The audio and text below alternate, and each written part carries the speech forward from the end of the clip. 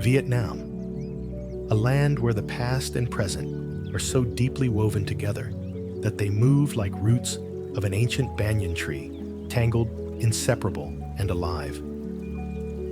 To walk its soil is to walk upon thousands of years of memory, layers of triumph and tragedy pressed beneath every rice field, every street, every stone temple.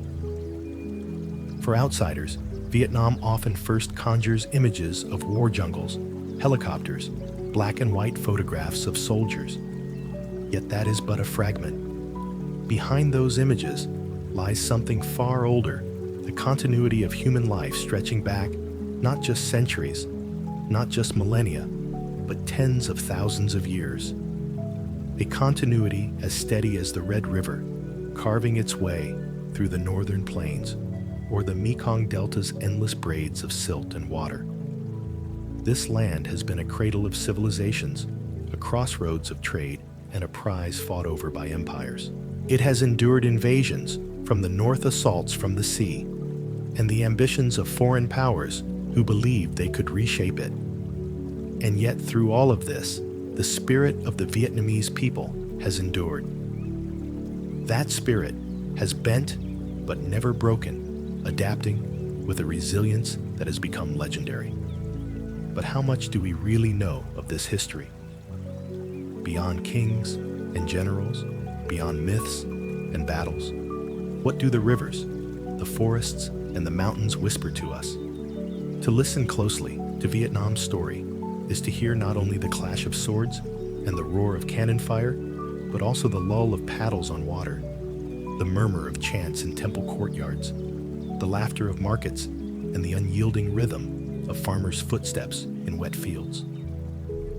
20,000 years ago, the first modern humans walked here, leaving behind stone tools and fragments of life.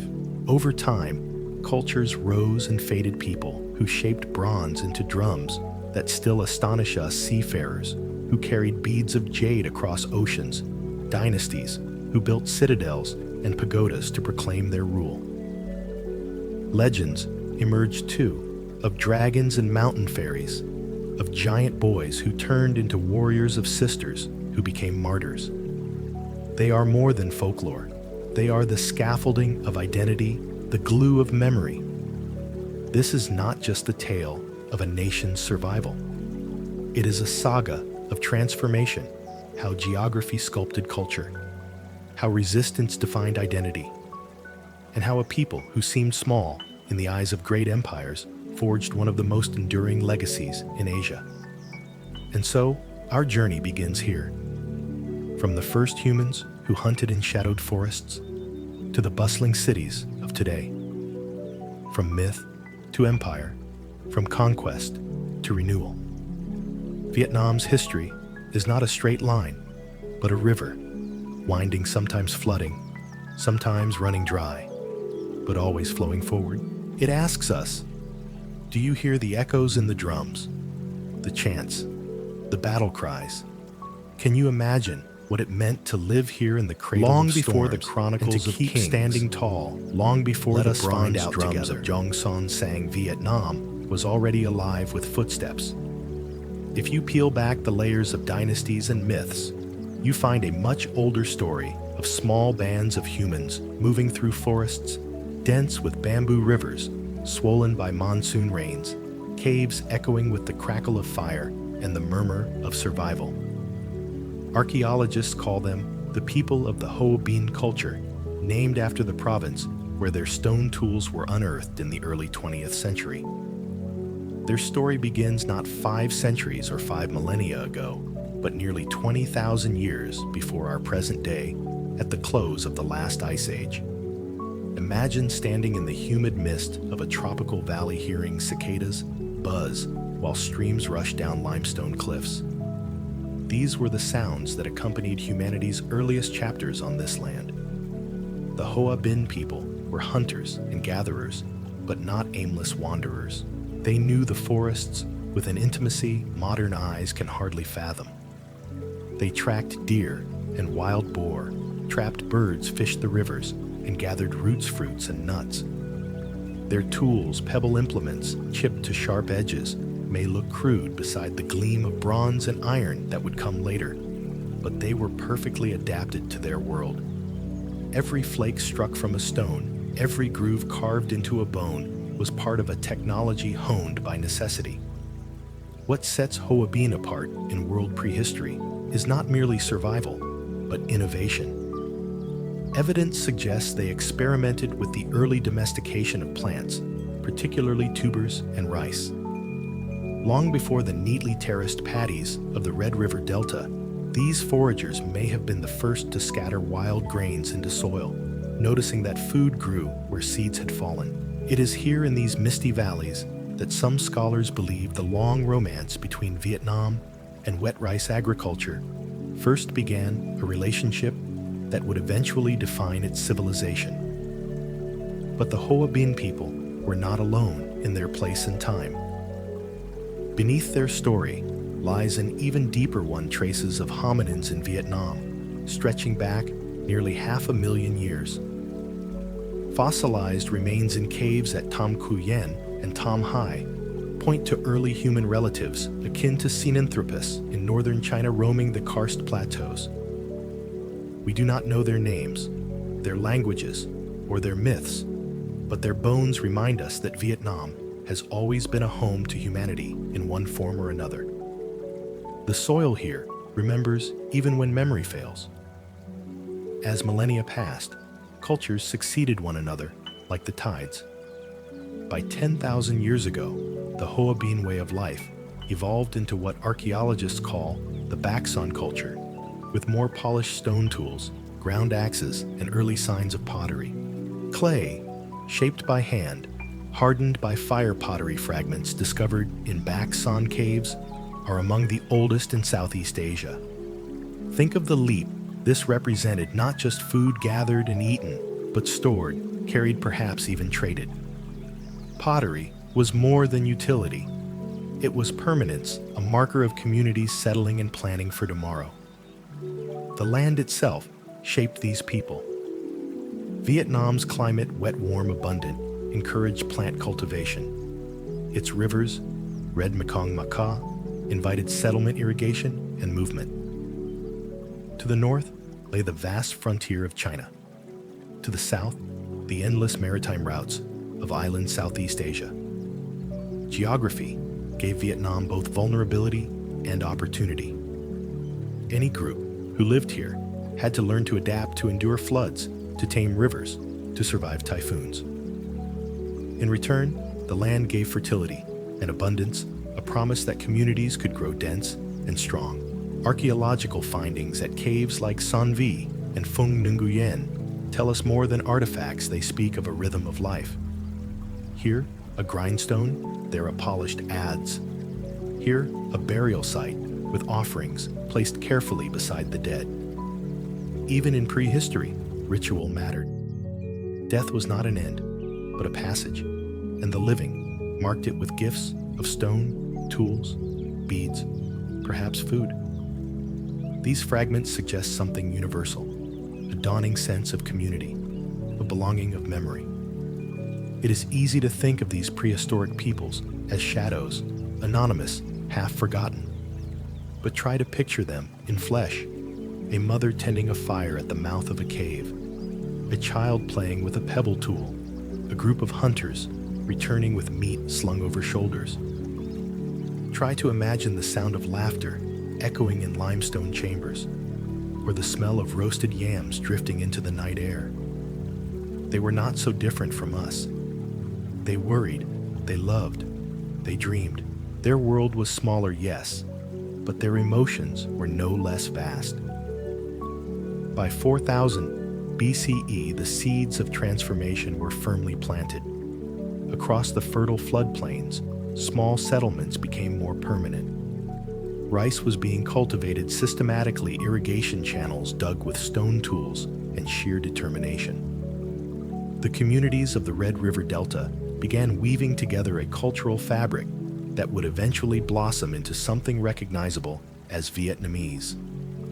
Agriculture allowed for surpluses, and surpluses allowed for specialization, toolmakers, potters, ritual leaders.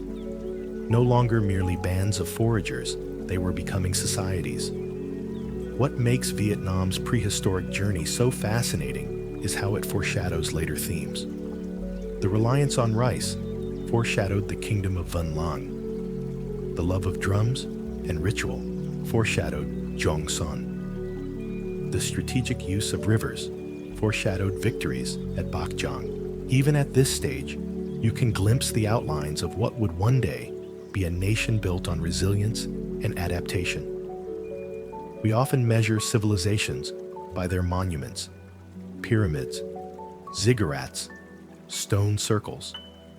Vietnam's earliest monument is less visible, but no less profound. The terraced patties and the pottery shards, the silent witnesses of a people binding themselves to land and memory. They did not carve their names into stone. They planted them in soil and water. And that legacy endured. To pause here is to realize Vietnam's story does not begin with conquest or empire. It begins with survival, with fire in caves and stone tools in hand. It begins with mothers teaching children which roots to eat and which to avoid, with elders recalling the right moment to sow seeds before the rains. History is often told from the throne room, but here it begins in the forest clearing and the riverbank. And so when we speak of Vietnam as a nation of resilience, the truth is that resilience was there from the very first footsteps. Long before chronicles, long before bronze, long before China, or France, or America ever looked southward, there were people here who refused to vanish. They bent with the storms and rose again with the sun. Their story, silent, fragmentary, but enduring, lays the foundation. From these caves, these rivers, these rice fields, all else will follow the myths of dragons and fairies, the rise of kings, the roar of bronze drums, and the long march of a people who always found a way forward. And so, our journey continues from the faintest echoes of prehistory to the dawn of organized culture. The story of humanity in Vietnam did not remain frozen in the shadows of caves. Over time, something remarkable unfolded. The hunters and gatherers of the Hoa Binh culture, once endlessly roaming the forests and valleys, began to linger longer in certain places. A change, quiet at first, then revolutionary, was taking root. They were no longer content to follow the migration of animals or the cycle of fruits. They had discovered something more enduring. The earth itself could be persuaded to yield food not once, but again and again. What had been scattered seeds became tended fields. What had been gathered roots became cultivated crops. This was the dawn of farming in Vietnam. It is easy, with hindsight, to think of farming as a sudden invention, as though one morning a forager woke and said, "Today, I will become a farmer." But the reality was gradual, shaped by trial and error, by accidents and observation. Perhaps a woman dropped seeds outside the cave one season and noticed sprouts the next. Perhaps hunters returned to a clearing and realized that food plants had grown more abundantly where they had camped before. Slowly, patterns became lessons, and lessons became deliberate choices. By 4000 BCE, the Red River Delta was already home to communities who cultivated rice not in the vast terraced paddies of later centuries, but in modest plots carved by hand and stone. The monsoon climate gave both gift and burden, fertile floods that nourished crops, but also devastating surges that could wipe them away. To farm here was to learn patience, to work with water as both ally and enemy. Stone tools evolved. The rough flakes of the Hoa Binh era gave way to polished axes, chisels, and hoes of the Bac Son and later Phong Nguyen cultures. With these, forests could be cleared, fields, leveled, irrigation ditches dug. Pottery, too, became more sophisticated, rounder, sturdier, decorated with incised patterns. A jar could now store grain, keep seeds safe through the seasons, or hold water for drier days.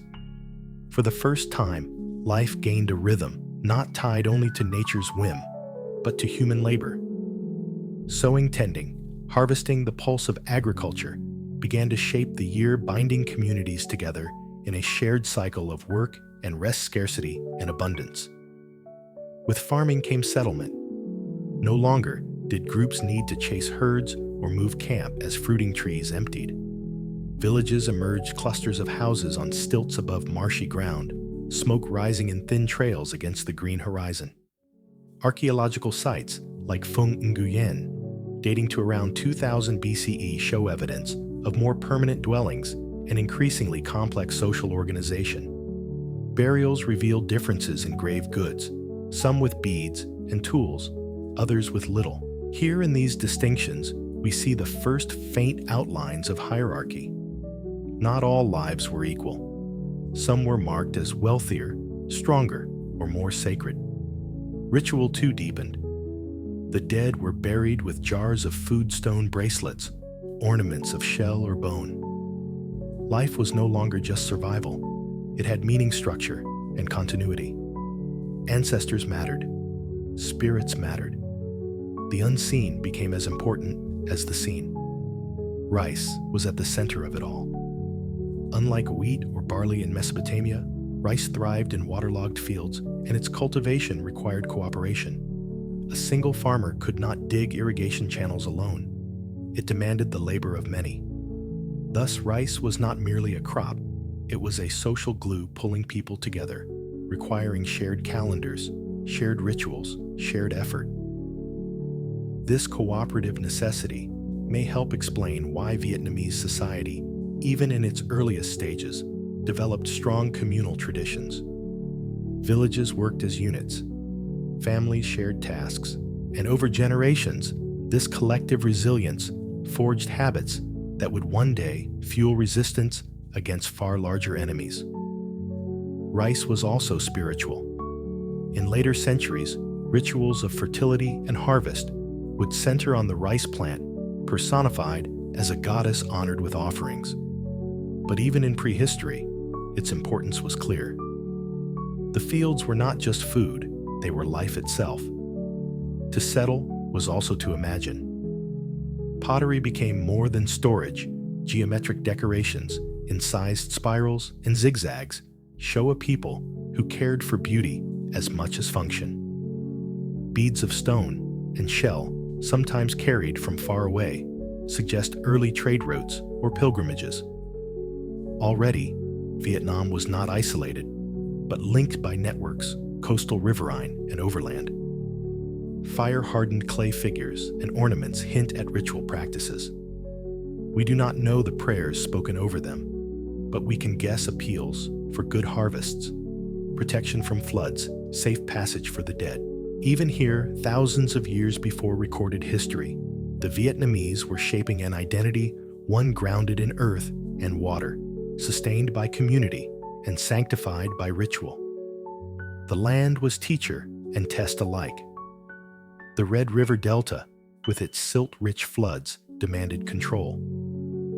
Communities built rudimentary dikes, learned to divert streams to manage the unruly power of water. These early experiments in water management laid the groundwork for the sophisticated irrigation systems of Vân Lang centuries later. Elsewhere, the upland valleys of northern Vietnam taught different lessons. Here, shifting cultivation, clearing small patches of forest for crops before moving on, remained common. This duality between lowland wet rice farmers and upland shifting cultivators would echo through Vietnamese history, shaping divisions and complementarities within society. The challenges of typhoons, monsoons, and floods also fostered resilience. Survival was never guaranteed, but adversity forged adaptability. If the river took a field, another was cleared. If storms destroyed a village, it was rebuilt. Over millennia, this cycle of loss and renewal became part of the cultural DNA. Vietnam's early farmers were not alone in their discoveries. Across the world, Other cradles of agriculture were blooming wheat in Mesopotamia, maize in the Americas, millet in China. But Vietnam's place was unique, sitting at the crossroads of mainland and maritime Southeast Asia. The Austroasiatic languages of the region spread with farming techniques linking people from India to the Pacific. The rice fields of Vietnam were part of this vast, slow-motion transformation. Contacts likely reached further than we imagine. Shell ornaments hint at coastal exchange. Jade beads, precious and durable, may have come from distant mines traded across seas. The idea that prehistoric Vietnamese communities were isolated is a misconception. Even then, they were participants in a network that stretched beyond mountains and oceans. By the end of this era, something fundamental had shifted.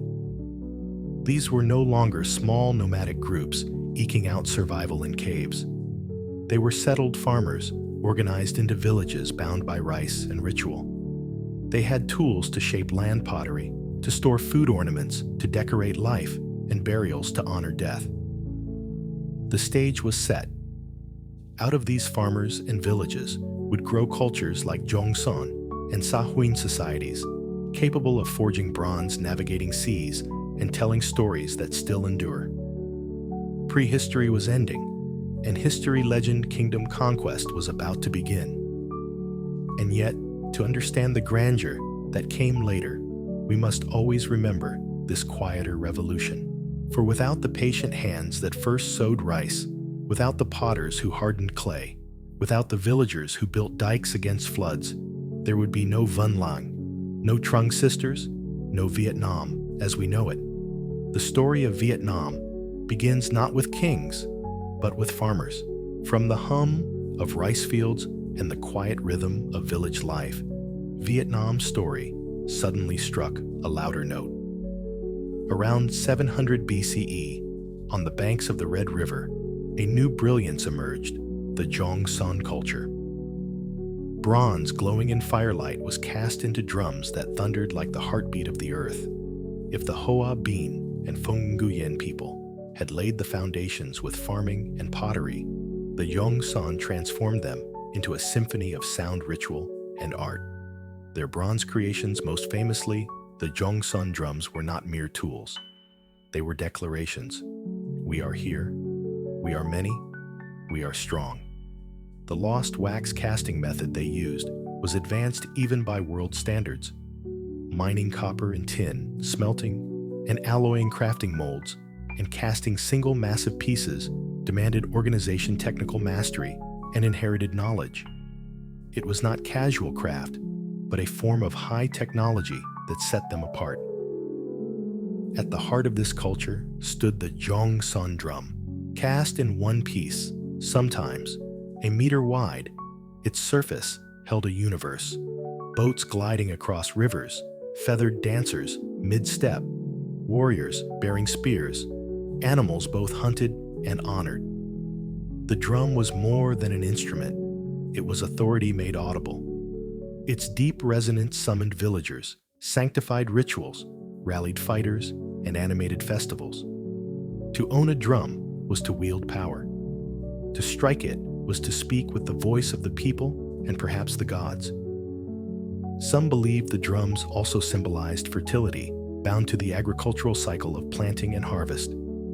Their designs still astonish: concentric stars, blazing outward like suns surrounded by human figures, birds, and geometric patterns. Each drum is both artifact and archive, a history written not in letters, but in sound and image.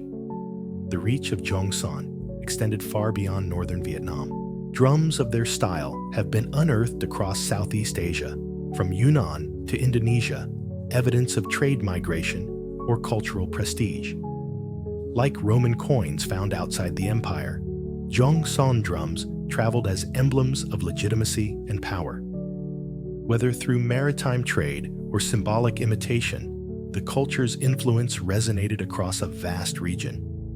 To own such a drum was to claim a connection to strength and authority. Picture a festival in a Đông Sơn village. At its center gleams a bronze drum, its thunder guiding the rhythm of dancers in feathered cloaks. Women carry offerings of rice and woven cloth. Children watch wide-eyed as elders chant myths of dragons, birds, and ancestors who crossed rivers and mountains. The drum's sound was more than music. It was myth, made tangible, binding the living to their ancestors, the village to the cosmos. Its motifs, sunbursts, boats, birds, expressed how the Yongsan saw themselves, children of water and sky, resilient in toil and in war, living within the cycles of nature.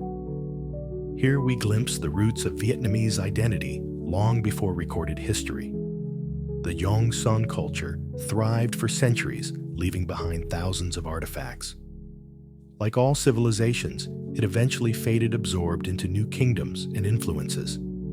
Yet the echo of its drums never disappeared. Later dynasties, when tracing back to mythical forebears, remembered the bronze drums.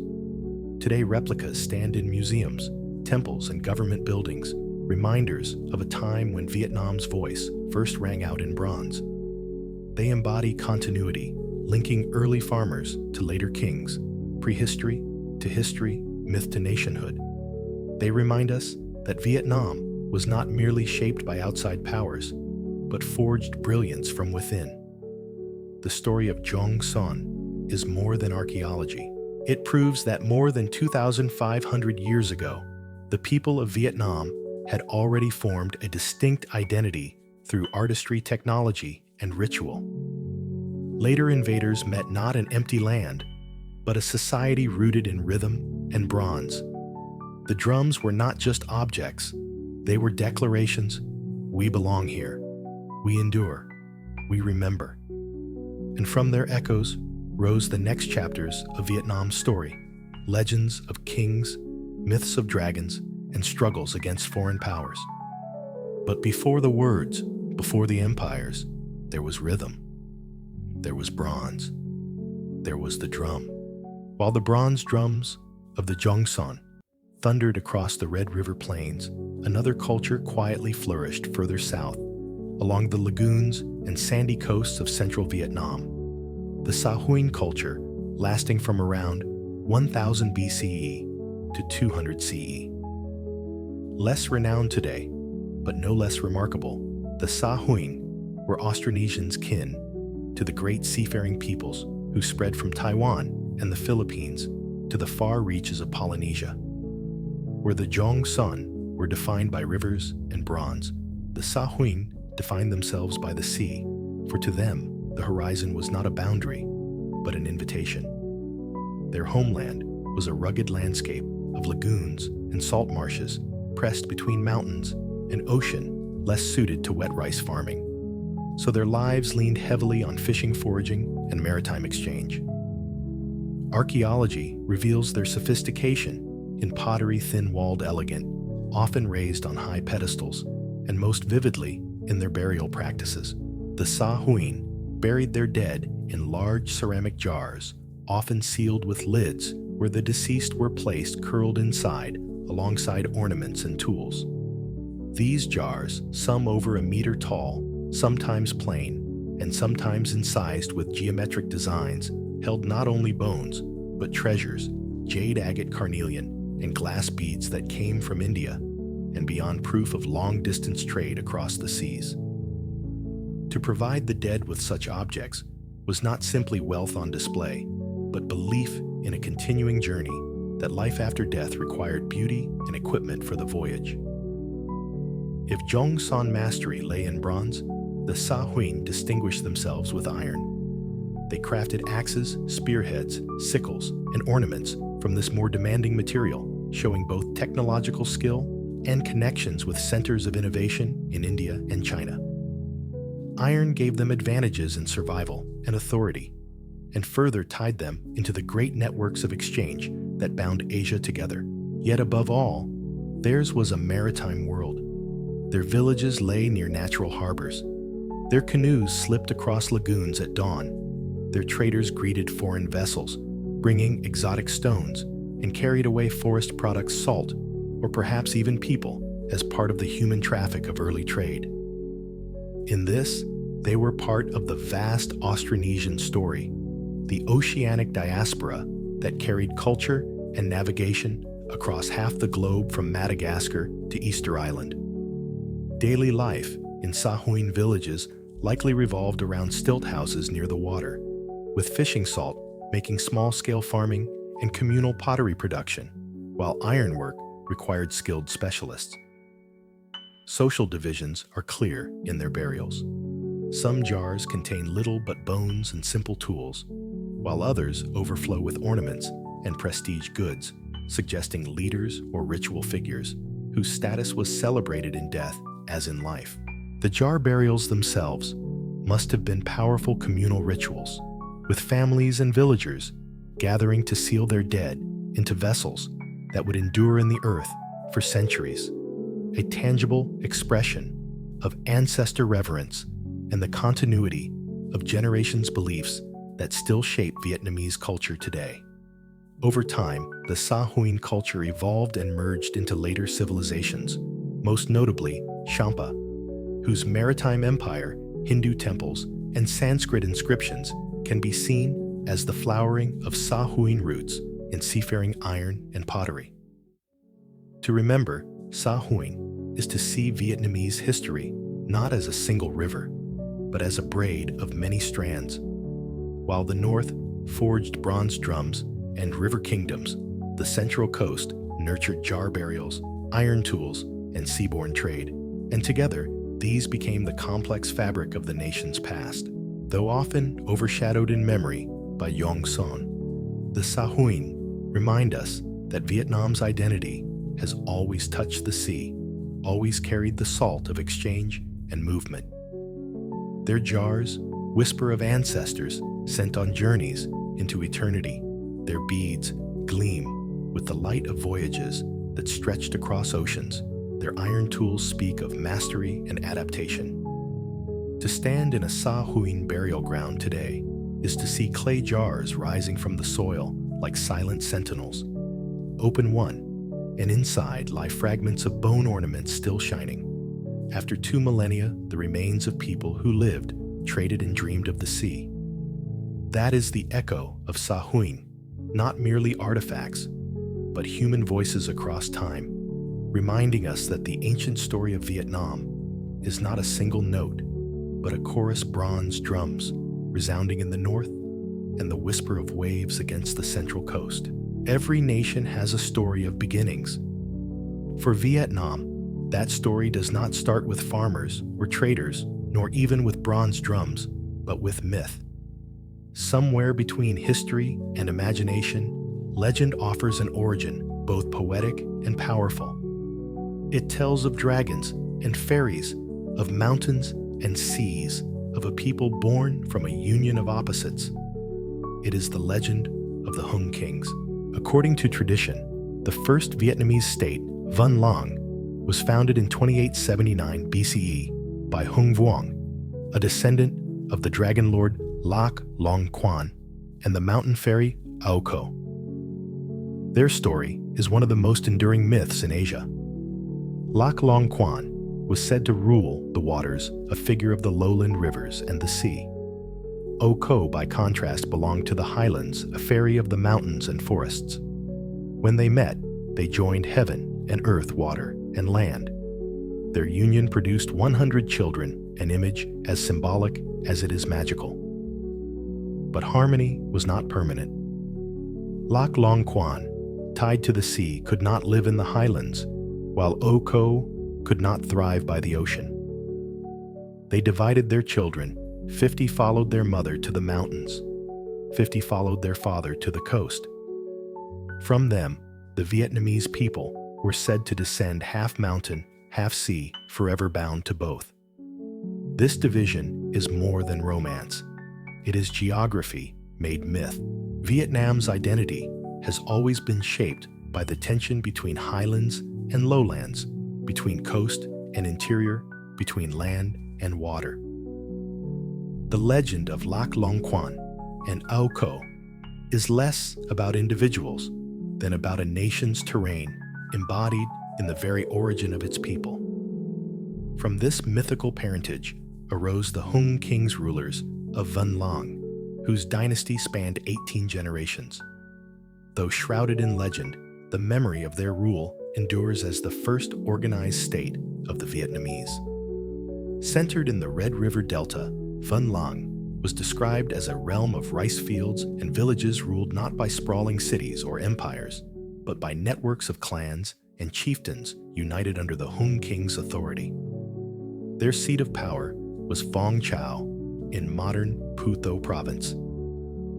Even today, the hills there are revered as sacred ground, a cradle of Vietnamese identity. The Hung King's tradition says organized the first administrative system. Tribes became Bo provinces governed by local lords. Chiefs swore loyalty to the king, but life was still rooted in the village, stilt houses along riverbanks, fields of rice stretching into the horizon, rituals carried out in communal houses. Agriculture was the backbone of Vân Lang. The people mastered wet rice farming, using irrigation and dikes to tame the Red River's unpredictable floods. This was no small feat. Each season brought the risk of devastation. To endure, they learned collective labor, and in that cooperation, a sense of community was forged. Of course, archaeologists cannot confirm the Hung Kings as historical rulers. No inscriptions, no palaces, no royal tombs have yet been unearthed. But their legend is no less real in the cultural imagination. It served as a vessel for memory, carrying forward the essence of early state formation. Legends are not lies, they are truths expressed differently. The story of Vân Lang may not be literal, but it encodes the emergence of a society that moved beyond scattered villages toward a shared identity. Just as Romulus and Remus mark Rome's mythical birth, the Hung Kings embody Vietnam's. The very rituals surrounding them reveal their power. Each year, on the 10th day of the third lunar month, Vietnamese people across the country celebrate the Hung King's festival. Pilgrims climb Nghia Linh Mountain in Phu Tho, offering incense at ancient temples said to mark the king's resting place. It is a national holiday, a day of remembrance and unity. To stand there among the crowds is to feel the myth alive, not as history in a textbook, but as faith in shared ancestry. Around the Hung Kings cluster tales of heroes and miracles. Among the most famous is Tan Giong, the boy who became a giant. When invaders threatened Vân Lang Giong, until then, a silent child suddenly grew into a towering warrior. He donned iron armor, mounted an iron horse, and with a blazing sword, drove the enemies away. After victory, he rode into the sky, never to return. His story is celebrated in temples, festivals, and folklore. He symbolizes not only supernatural strength, but the resilience of the Vietnamese people, the capacity to rise in times of crisis, to transform weakness into might. Another enduring tale is that of the Ban Chung and Bang Dai rice cakes, invented by a prince of the Hung dynasty as a symbol of the earth and the sky. Chosen by his father as the most meaningful gift, these cakes honored agriculture as the heart of life. Even now, during Lunar New Year, Vietnamese families make these same cakes, reenacting a ritual said to be thousands of years old. These legends are not quaint stories. They are cultural DNA. They carry lessons about unity, resilience, and reverence for rice family and homeland. Some scholars suggest that beneath the Hung King legends lies the memory of real Neolithic and Bronze Age societies in the Red River Delta. The transition from foragers to farmers, from scattered clans to more centralized structures, may have been mythologized into the dynasty of Hung.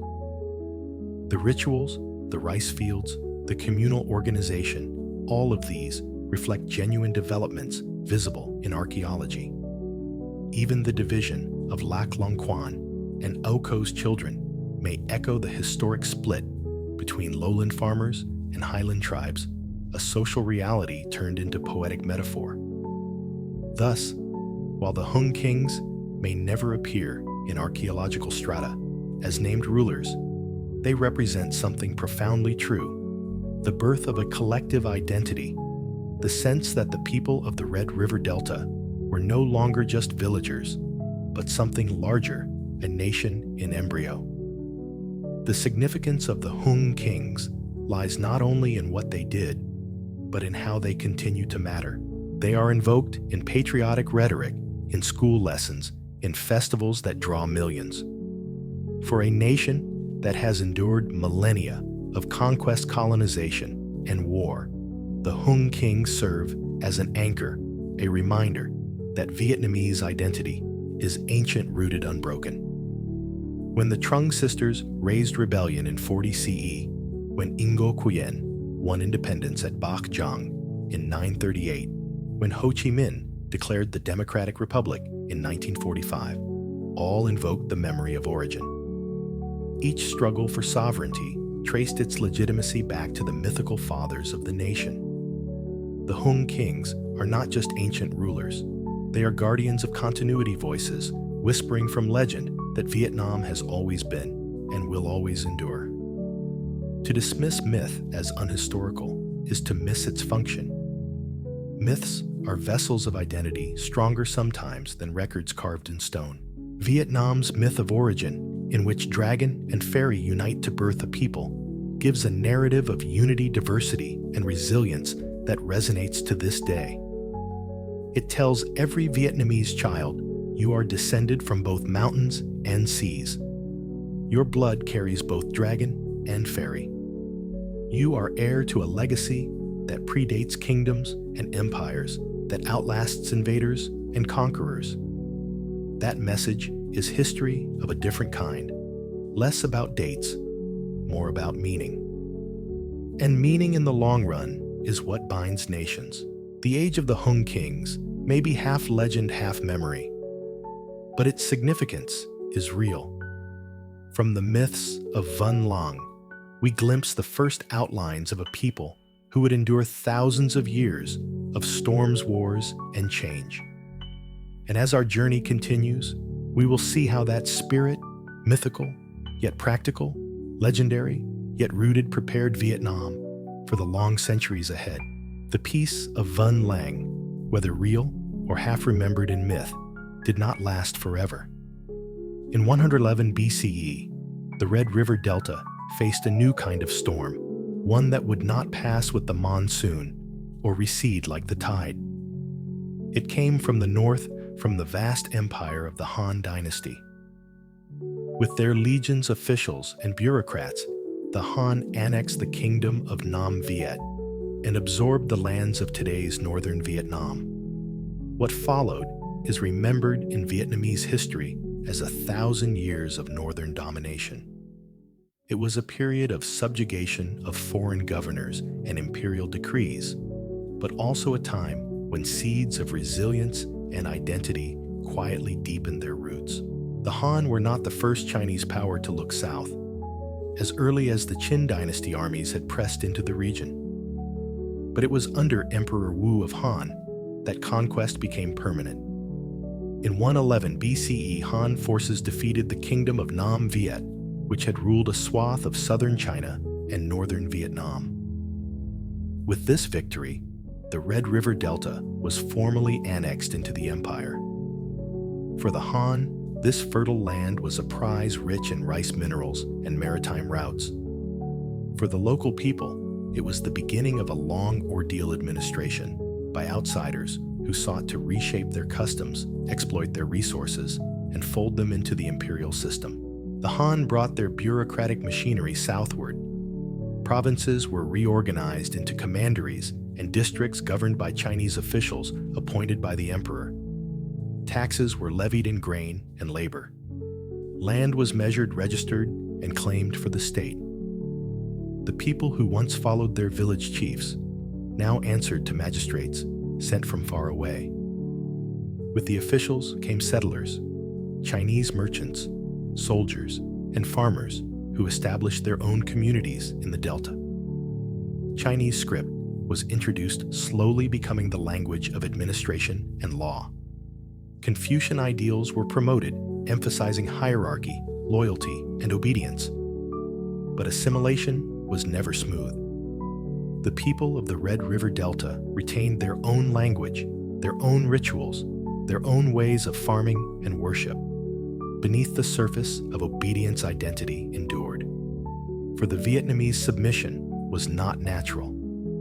Time and again, resistance flared.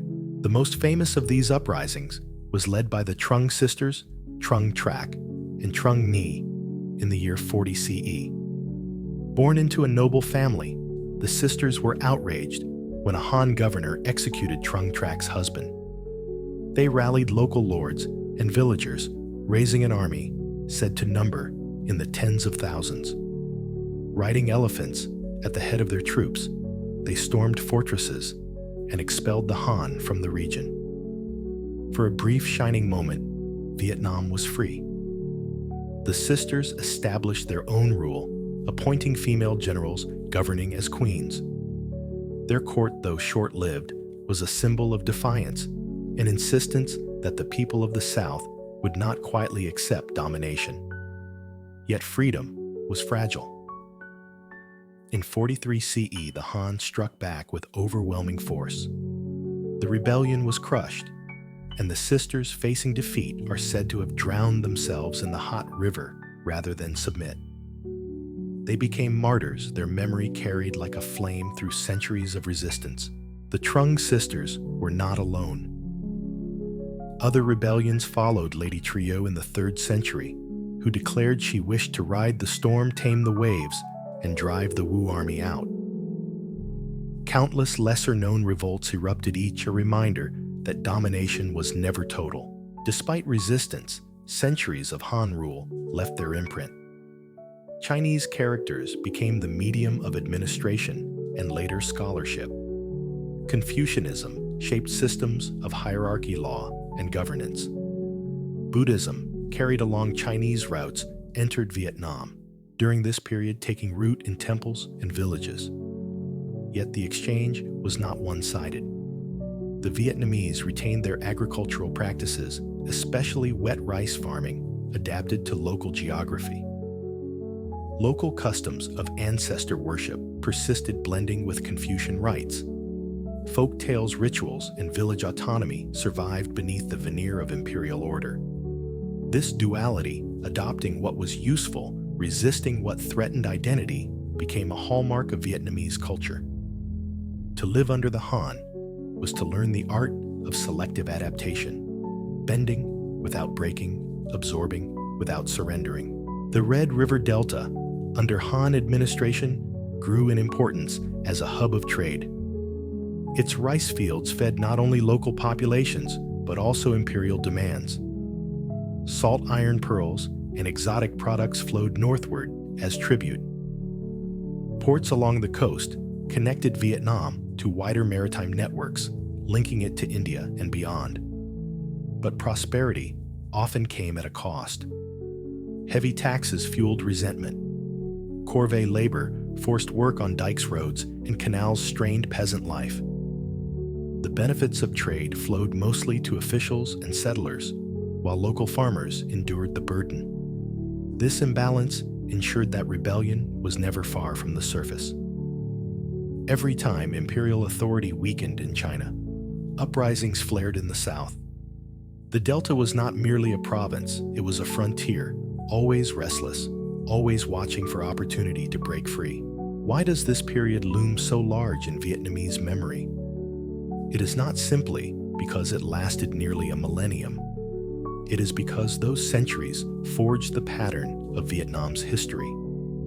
Foreign domination met by stubborn resistance, cultural imposition countered by adaptation. From the Han came writing philosophy and institutions that would shape Vietnamese statehood. But from the people came resilience, a refusal to let identity dissolve. It was in this crucible that a national character took form, one that could absorb foreign influence without losing itself. Even the term belonging to the North carries a note of bitterness. It is a reminder that the Vietnamese saw themselves not as part of China, but as a people enduring occupation, waiting for the moment to reclaim independence. Walk today in Hanoi, and you will find statues of the Trưng Sisters' swords, raised elephants charging forward. Temples across the country honor them, incense curling toward their images.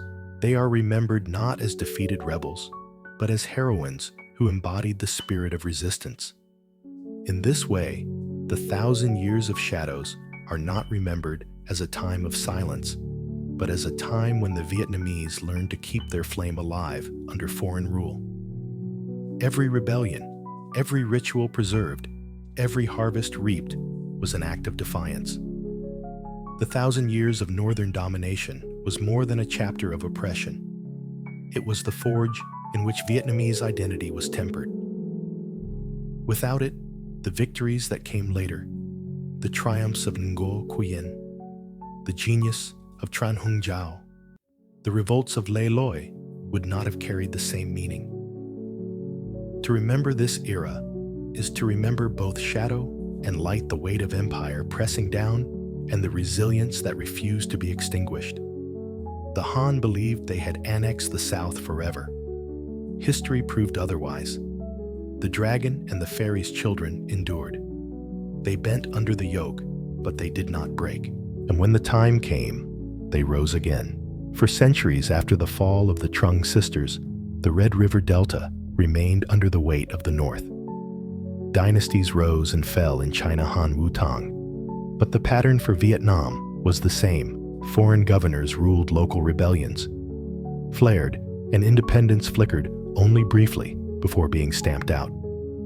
The people endured Ngan Nam Bak Thuok, 1,000 years of northern domination. Yet no yoke lasts forever. In the 10th century, as China itself fractured in political turmoil, Vietnam seized its moment. The man who would lead it was Ngo Quyen, a general of keen mind and unshakable will. His triumph at the Bac Giang River in 938 CE did more than win a battle. It broke a millennium of domination, announcing that Vietnam would no longer be a province, but a nation. By the early 900s, the Tang dynasty in China was collapsing, racked by rebellion and fragmentation. Imperial control over the far south weakened, and Vietnam became a land of competing warlords.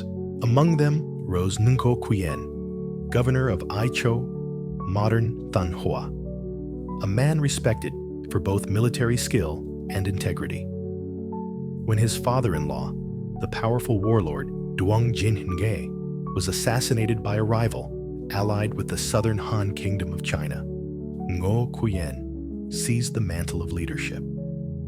He saw clearly, if Vietnam was to be free, it could not simply replace one warlord with another. It must cut the cord, binding it to the north, once and for all. The southern Han, sensing opportunity, prepared to invade and reassert control. They assembled a fleet to sail down into the heart of the Red River Delta. But Ngo Quyen was waiting. Ngo Quyen understood the terrain as intimately as he understood strategy. The Bac Giang River, flowing into the Gulf of Tonkin, was wide, tidal, and treacherous. At high tide, its waters swelled and covered the banks. At low tide, they receded, revealing mudflats and shallows.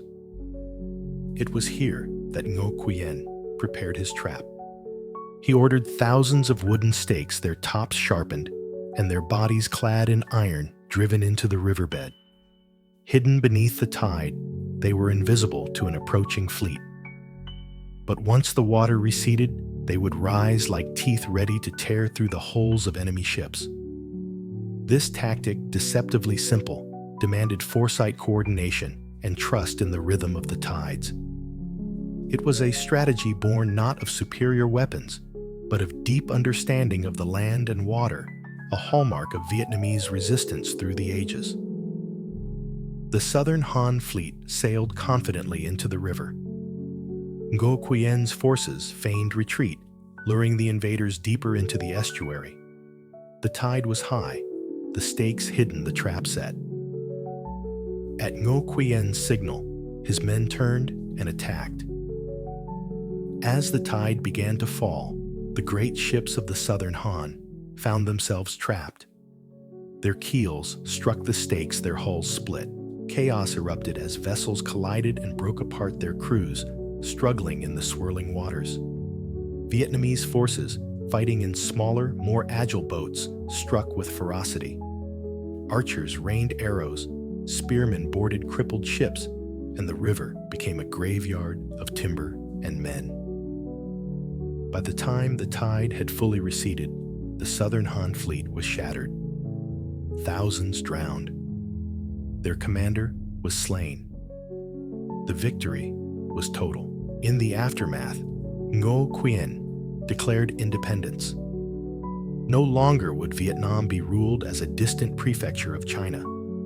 He proclaimed himself king, establishing the Ngo dynasty. It is difficult to overstate the significance of that moment. For over 1,000 years, the people of the Red River Delta had lived under the authority of the North. Generations had been born and died with domination as the norm. Now, at last, the chain was broken. Vietnam had emerged not only as a land of farmers and rebels, but as a sovereign state.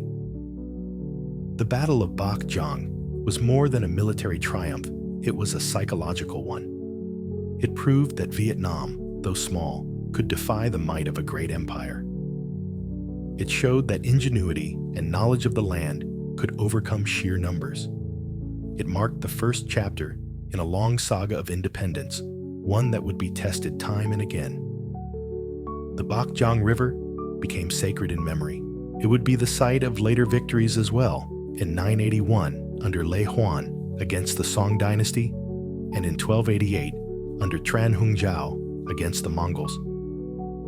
Each time, the river's tides and stakes turned foreign invaders into wreckage. Bac Giang is thus not just a place, but a symbol, the embodiment of Vietnamese strategy, patience, and resilience. It tells the story of a people who know their land intimately and use it to defend themselves against greater foes. Ngo Quien's dynasty would not endure long after his death. Internal strife and rivalries among warlords soon fractured the land again, but his achievement transcended his reign. He had opened the door of independence, setting a precedent that could never be erased. Later dynasties, Jin, Early, Lê, Lý Tran, would all trace their legitimacy back to Ngo Quien's victory. His name became enshrined as the man who ended a millennium of subjugation. Even today, Vietnamese schoolchildren learn that Ngo Quien broke the yoke, a phrase that has become almost synonymous with national rebirth. The brilliance of Ngo Quien's tactics at Bac Giang resonates far beyond military history. His use of the environment as weapon exemplifies a broader theme in Vietnamese resistance, the power of the small to defeat the mighty, not through brute force, but through cunning patience and adaptability.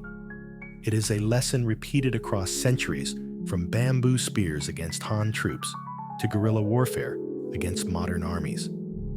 The idea that the land itself can become an ally is deeply woven into Vietnam's identity as a nation of survivors. The 1,000 years of domination forged resilience, but it was Ngo Quien who first proved that domination could be ended.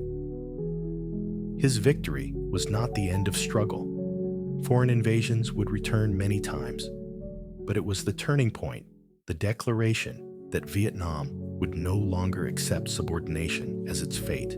The roar of the Trưng Sisters had been silenced in the hot river. Centuries later, Ngo Quien's stakes in the Bac Giang restored that roar. It was not just a military triumph, it was the rebirth of sovereignty. From this point on, Vietnam's history would be the history of a nation fighting not to be conquered, but to remain free. Independence, once seized, is fragile. After Ngo Quien's death, Vietnam slipped back into turmoil. Warlords clashed, dynasties flickered and fell. Yet out of this turbulence emerged a dynasty that would give Vietnam its first true stability as a sovereign state, the Lý dynasty, 1009-1225. It was under the Li that Vietnam transformed from a patchwork of provinces into a centralized kingdom. It was under the Li that Buddhism flourished, laws were codified, and cities grew. And it was under the Li that the Vietnamese began to envision themselves not just as survivors of conquest, but as builders of a nation destined to endure. In 2009, the ruling early Lei dynasty collapsed, undone by intrigue. Onto the throne stepped Li Konghuan, a man of humble origins but remarkable vision. Born to a poor family, raised in a Buddhist pagoda, Li Konghuan was steeped in both spiritual discipline and worldly pragmatism. His rise from monk's ward to emperor symbolized the possibilities of renewal in a land scarred by centuries of war. Upon taking power, he proclaimed a new era. He moved the capital from Hoa Lu, a mountainous defensible stronghold, to Yai La, a broad fertile plain along the Red River. He renamed it Thung Long Ascending Dragon. The name itself was prophetic, suggesting not just a city, but a vision of a nation rising into greatness. Thung Long modern Hanoi became more than a political center. Its location on the Red River made it a hub of trade and communication. Its flat lands allowed for expansion, and its symbolic name evoked power. Under the Li, Thung Long grew into a city of markets and temples, palaces and pagodas. Streets bustled with merchants selling rice silk ceramics and spices. Artisans hammered metal, wove cloth, and carved wood. Monks in saffron robes walked temple courtyards, while officials in scholars' garb read Confucian texts by candlelight. At its heart stood the imperial palace, but the city was not only a courtly enclave. It was a living organism, nourished by the river, humming with the voices of peasants, traders, monks, and mandarins alike. The Li emperors were devoted patrons of Buddhism, which became the spiritual backbone of the dynasty. Temples and pagodas multiplied. Monasteries became centers of learning and charity. Festivals, chants, and rituals filled the calendar, binding communities together. Buddhist compassion also influenced governance. While later dynasties leaned heavily on Confucian hierarchy, the Li rulers emphasized mercy and justice. Chronicles record that criminals were sometimes pardoned during great festivals, symbolizing the belief that rulers should temper authority with compassion. Yet Buddhism was not only personal faith, it was statecraft. By aligning themselves with the moral authority of the Sangha, the Buddhist community, the Li kings reinforced their legitimacy. Monks advised emperors, monks taught in villages, monks traveled as emissaries. Religion and politics walked hand in hand. The Li dynasty also strengthened Vietnam's administrative foundation. They developed a hierarchical system of provinces, prefectures, and villages, each overseen by officials who reported to the capital. Taxes were systematized, land was surveyed, and records were kept. They also promulgated one of the earliest known Vietnamese legal codes. While influenced by Chinese law, it was adapted to local conditions, balancing imperial control with village autonomy. For ordinary people, life still centered on the village, but now, villages were integrated into a larger framework of governance. This balance between central authority and local custom would remain a defining feature of Vietnamese society for centuries. The Li dynasty's achievements were not only internal. They had to defend independence against threats from both north and south. From the north came pressure from the Song dynasty of China, still powerful and ambitious. Yet through a combination of military readiness and diplomacy, the Li managed to preserve autonomy. At times, they fought skirmishes. At others, they offered tribute, but they never surrendered sovereignty. From the south, the kingdom of Champa pressed along the central coast, raiding and clashing. These wars were fierce, marked by cycles of invasion and counterattack. Yet the Li held their ground, ensuring that Jai Viet, the name the Vietnamese now used for their kingdom, remained intact. Military service under the Li was both duty and honor. Villages supplied troops, and generals rose from diverse backgrounds. The dynasty understood that survival required vigilance, and so they nurtured both the sword and the plow. With stability came culture.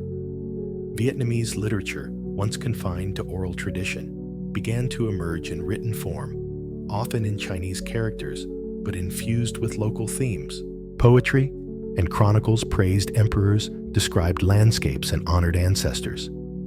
Art and architecture also blossomed. The Li were master builders, erecting grand pagodas, such as the one-pillar pagoda in Thung Long, a delicate wooden structure rising from a stone base in the middle of a lotus pond. Its design symbolized purity and enlightenment, echoing the Buddhist ideal of the lotus rising unstained from the mud. Ceramics, too, became a hallmark of the era. Elegant celadons, glazed jars, and decorative vessels that were traded across Asia. Music, dance, and festivals filled village squares, blending Buddhist ritual with indigenous tradition. For the ordinary villager, life was still shaped by the rice cycle. Fields were plowed with water buffalo seedlings, transplanted by hand harvests gathered with sickles. Taxes were owed to the state, but rituals were owed to the ancestors. At night, families gathered around oil lamps, telling stories of the Hung kings and the Trưng sisters, keeping alive the memory of resistance. Village autonomy remained strong. While emperors reigned in Thung Long, it was the village elders who mediated disputes, organized irrigation, and oversaw communal festivals. This duality, imperial order above, village life below, defined the Vietnamese experience. The Li dynasty lasted over 2 centuries, a long reign by medieval standards. It established Jai Viet as more than a breakaway province. It was a recognized kingdom with its own capital, culture, and institutions. The image of the dragon, chosen by Li Konghuan when he named his capital Thung Long, became a potent symbol of this transformation.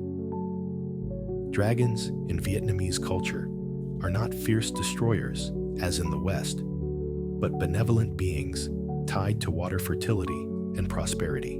To call a city ascending dragon was to claim a destiny of greatness, rising from humble origins into strength. When the Li dynasty eventually gave way to the Tran in 1225, it left behind a kingdom more secure, more sophisticated, and more self-confident than ever before.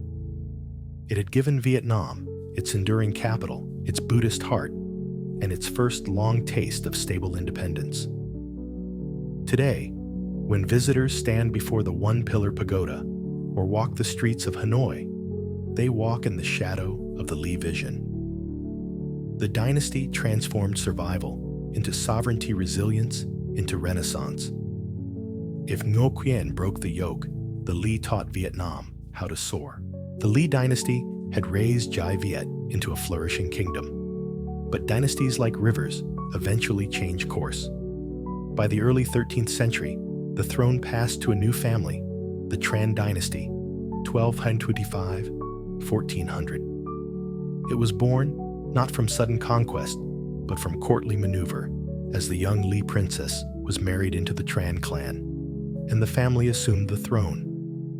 Yet this dynasty, born in intrigue, would soon prove itself on the battlefield. For it was under the Tran that Vietnam faced the greatest military power the world had ever known, the Mongol Empire. By the mid-13th century, the Mongols had carved out a dominion stretching from the steppes of Mongolia to the plains of Hungary, from Siberia to Persia. No army seemed capable of stopping them. They had swept aside the great dynasties of China, destroyed Baghdad, and humbled kingdoms across Eurasia. To them, Jai Viet was a small peripheral state, a piece on the chessboard of conquest. Yet to the Vietnamese, the Mongols were a storm that threatened annihilation.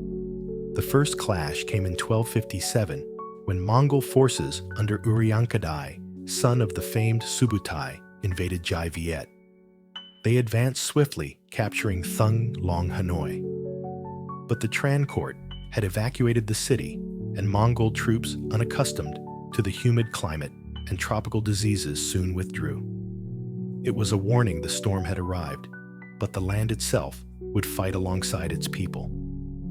The greatest figure of this era was Tran Hung Giao, a prince who became Vietnam's most celebrated military commander. His brilliance lay not in overwhelming force, but in strategy, patience, and the ability to unite a people. When the Mongols returned in 1285, now under the command of Kublai Khan's armies, they came with far larger numbers. They sought to crush Jai Viet as part of their campaign to dominate southern China and Southeast Asia. The Tran court, once again, abandoned the capital, retreating strategically rather than face annihilation.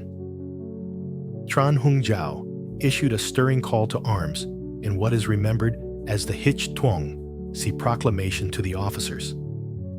In it, he appealed not to loyalty alone, but to honor and shame. You see the shame of our land, occupied our people, enslaved. You eat food, wear clothes, yet forget your duty to the nation. How can you bear it? These words lit a fire in his soldiers. What was at stake was not merely a dynasty, but the survival of the people themselves. The second invasion, 1285, saw fierce battles across the delta. At first, the Mongols gained ground, forcing the Tran royal family into retreat. Yet the Vietnamese fought back with guerrilla tactics, cutting supply lines, ambushing detachments, using the rivers and jungles as weapons. By the year's end, the Mongols, harried, disease-ridden, and short of supplies, were forced to withdraw. But Kublai Khan would not relent. In 1287, he sent yet another massive expedition, including a great naval fleet, determined to subdue Jai Viet once and for all. The Mongols advanced, capturing territory, but once again, Tran Hung Giao was waiting with patience and cunning. The decisive moment came at the Bok Jang River, the very same waters where Ngo Quyen had shattered the southern Han 350 years earlier. Tran Hung Giao repeated the tactic with genius refinements. Wooden stakes, their tips sheathed in iron, were driven into the riverbed. At high tide, they lay hidden. At low tide, they stood like a forest of spears. The Vietnamese lured the Mongol fleet deep into the estuary. When the tide fell, the enemy ships were trapped. Their hulls split on the stakes, their formation broken. Vietnamese forces swarmed in with fire and arrows, slaughtering the invaders. The once invincible Mongol navy was annihilated. The survivors fled, harried by disease, hunger, and endless ambushes. By the campaign's end, the Mongols retreated defeated, not once, but 3 times. The Mongols were undefeated across continents, yet in Jai Viet they met their match. Kublai Khan, master of China, could not conquer this small kingdom of rice farmers and bamboo villages. How did Jai Viet succeed where empires failed? Part of the answer lies in the land itself. Dense forests, sweltering humidity rivers whose tides could be weaponized. But geography alone was not enough. It was leadership, Tran Hung Zhao's genius, the dynasty's unity, and the people's determination that turned the land into a fortress. The Vietnamese strategy was not to meet the Mongols in open battle, where they would be crushed, but to wage a war of exhaustion, striking at the enemy's vulnerabilities. It was resilience made into strategy. Beyond the battlefield, the Tran dynasty nurtured culture and statecraft. They strengthened Confucian institutions, promoting examinations for officials. At the same time, Buddhism remained vibrant, shaping daily life and royal patronage. Poetry, scholarship, and art flourished even as wars raged. The resilience of culture matched the resilience of arms. Temples were rebuilt, chronicles compiled, and festivals held even in wartime, reminding the people that they were more than a battlefield. They were a civilization. Daily life under the Tran was harsh yet communal. Villagers endured taxes and conscription, but they also celebrated victories with pride. The memory of defeating the Mongols became part of collective identity, a source of pride carried through generations. The Mongol invasions of Vietnam are remembered not simply as military victories, but as moments when national survival was tested and proven. Tran Hung Jiao became a national saint, venerated in temples, invoked in prayers for protection. Even today, his statues rise across Vietnam, sword in hand, eyes fixed toward the horizon. The victories also had wider significance. They showed the world that the Mongols, though vast, were not unstoppable. They proved that small states, with cunning and unity, could defy the greatest empire of their age. For Vietnam, they forged confidence. The Tran dynasty emerged not as a fragile line of rulers, but as guardians of a resilient nation. By the early 14th century, the Mongol threat had receded. Jai Viet stood battered, but unbroken. The dynasty, however, would eventually decline through internal struggles and court intrigue, paving the way for future upheavals. Yet its place in history was secure.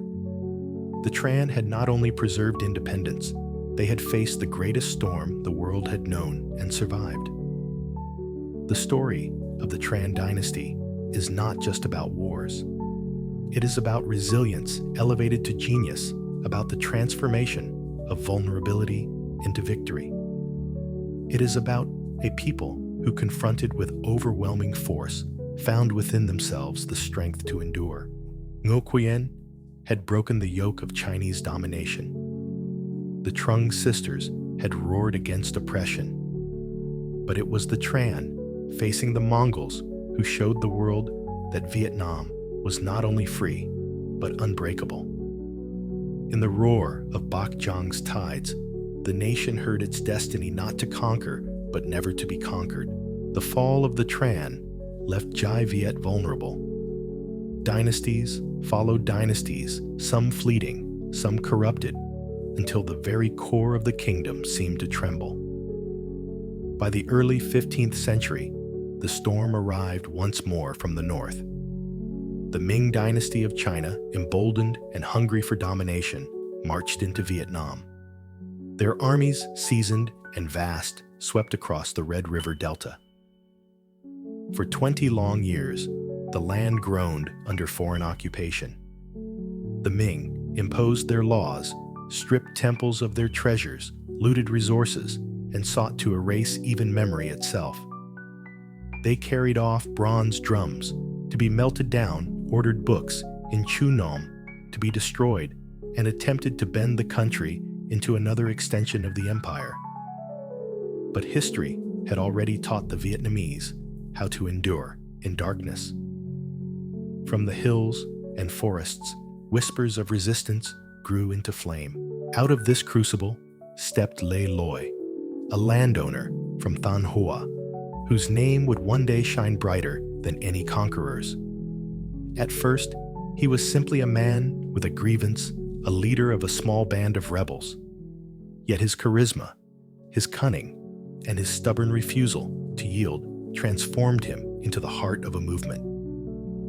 With the support of loyal generals, most famously Nguyen Trai, the poet-strategist whose words carried as much force as armies, Lê Loi raised the banner of freedom.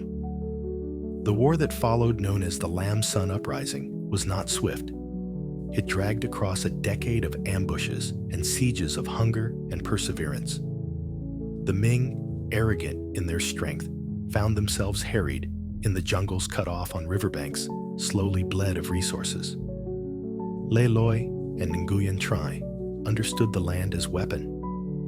Guerrilla tactics, shifting alliances, patience against power, each battle a thread in a larger web.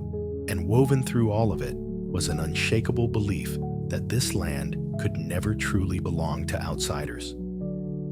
In 1427, the decisive moment came at Chilong and Shuangjiang, where Ming reinforcements marched south, only to be crushed by Vietnamese forces who had mastered both terrain and timing. Trapped, exhausted, their supply lines severed, the Ming could no longer hold their conquest. They agreed to withdraw, and at last the land was free. Lê Loi ascended as emperor, founding the later Lê dynasty, one of the most enduring dynasties in Vietnamese history.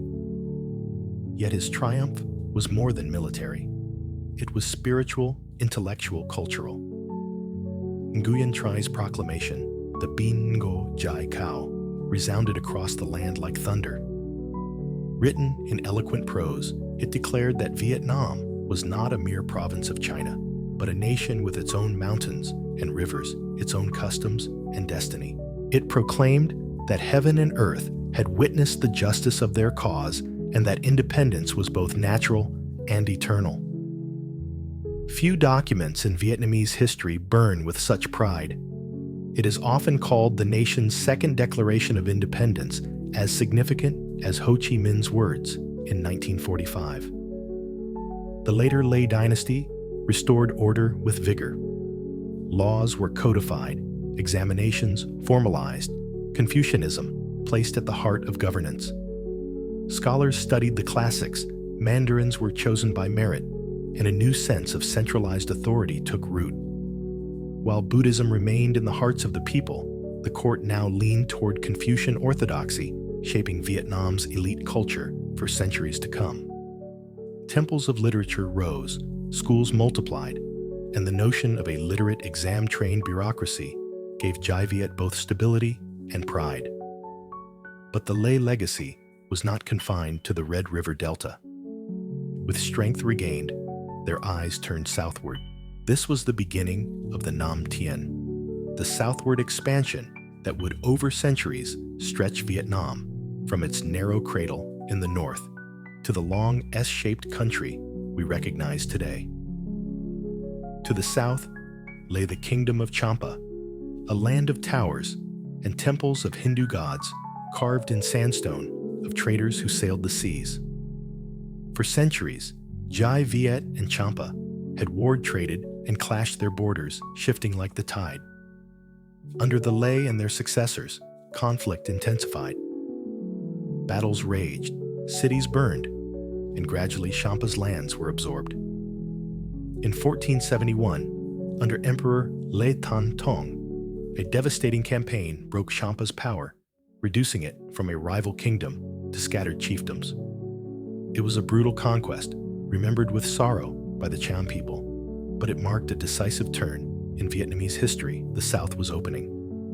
The Nam Tien was not only conquest, but colonization. Vietnamese settlers, farmers, and fishermen followed the armies, carving new villages into river valleys and coastal plains. They brought their rice paddies, their ancestor shrines, their communal houses. They mingled with displaced or absorbed the Cham and other peoples, slowly extending the cultural fabric of Jai Viet further down the coast. With each generation, the frontier pushed onward, first into Champa, later into the Mekong Delta, where Khmer kingdoms once held sway. This expansion shaped the very identity of Vietnam. No longer only the land of the Red River, it became a nation of many rivers of north and south entwined. Yet the expansion also carried contradictions. While it enriched the kingdom, it sowed divisions between court and frontier, between the Confucian order of the north and the more diverse, often unruly settlements of the south. These tensions would echo through later centuries, feeding rivalries and civil wars. Still, the achievement of the Lê cannot be diminished. They restored independence after a generation of occupation, gave the nation a proud new voice through the Bin Ngo Jai Cao, and began the long transformation of Vietnam's geography and identity. Their legacy is felt in the rhythms of Confucian education, in the shape of the nation's map, in the memory of resilience carried forward. One can imagine in the mid-15th century a scholar official in Thung Long Brush, in hand copying the words of Nguyen Trai by lantern light. Outside the city thrived with markets and pagodas, while in the far south, settlers dug new canals in freshly conquered land. To that scholar, Vietnam must have seemed ascendant at last, a dragon stretching its body down the coast, ready to face whatever storms might come. The age of the later Lei was not free of strife, nor of eventual decline.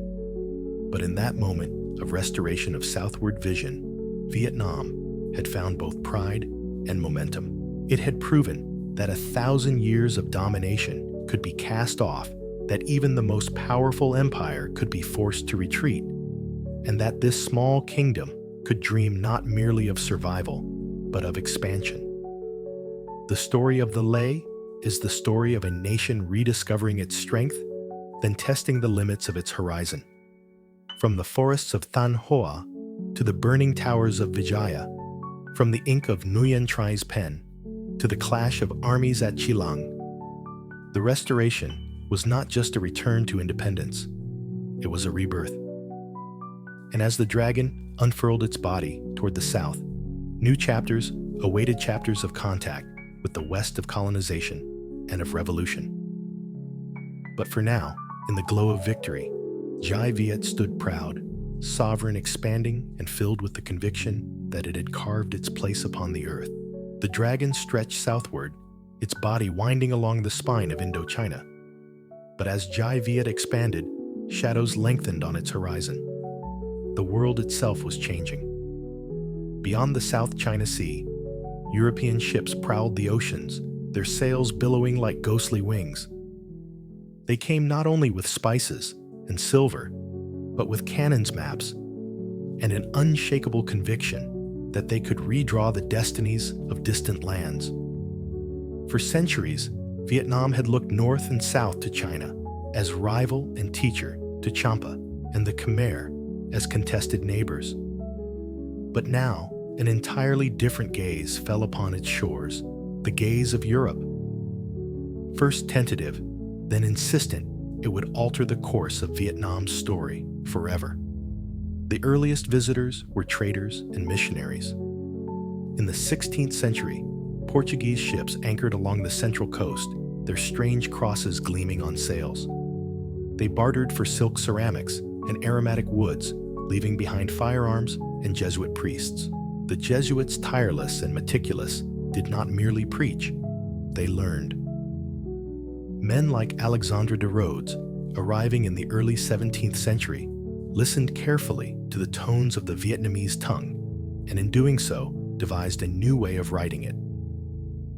From his hand came the Quoc Ni U script, Romanized letters that, though little used at first, would centuries later become the very alphabet of the nation. It was an unintended gift, born of evangelization, destined to outlive the faith of its makers.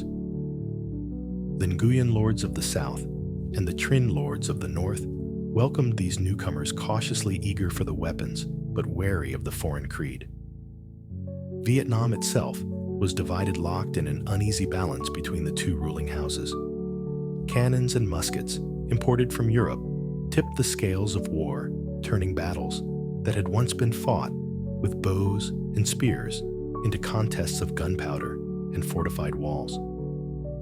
Beneath this fragile balance, life in the villages carried on. Farmers bent over rice fields, mandarins inscribed, Confucian maxims, fishermen cast their nets at dawn.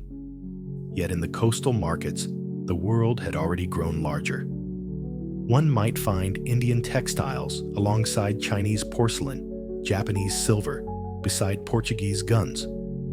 Strange words circulated, new maps, drawn whispers of far-off lands, where kings had skin the color of ivory and ships larger than any junk seen on the South China Sea.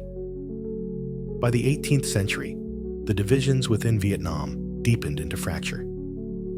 The Thai Son Uprising erupted, a peasant revolt that swept across the land like wildfire.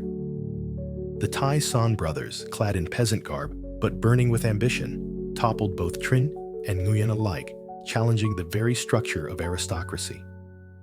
Amid this chaos, Europeans watched with interest, sometimes selling arms, sometimes offering counsel, sometimes simply waiting for a moment to seize advantage. It was Nguyen An, later Jia Long, founder of the Nguyen dynasty, who leaned most heavily on French assistance. He forged alliances with missionaries and French officers, men like Bishop Pignot de Behain, who envisioned a Christian kingdom in the East allied with France. Though not all promises of military aid were fulfilled, Nguyen An received ships, advisors, and tactics that helped him claw his way back to power. In 1802, he unified the land once more, proclaiming himself emperor in Hue. For the first time, Vietnam stretched from the Chinese border to the Mekong Delta, a true S-shaped kingdom. But unity came at a cost. To secure it, Nguyen An had opened the door wider to Western presence. French officers trained his artillery.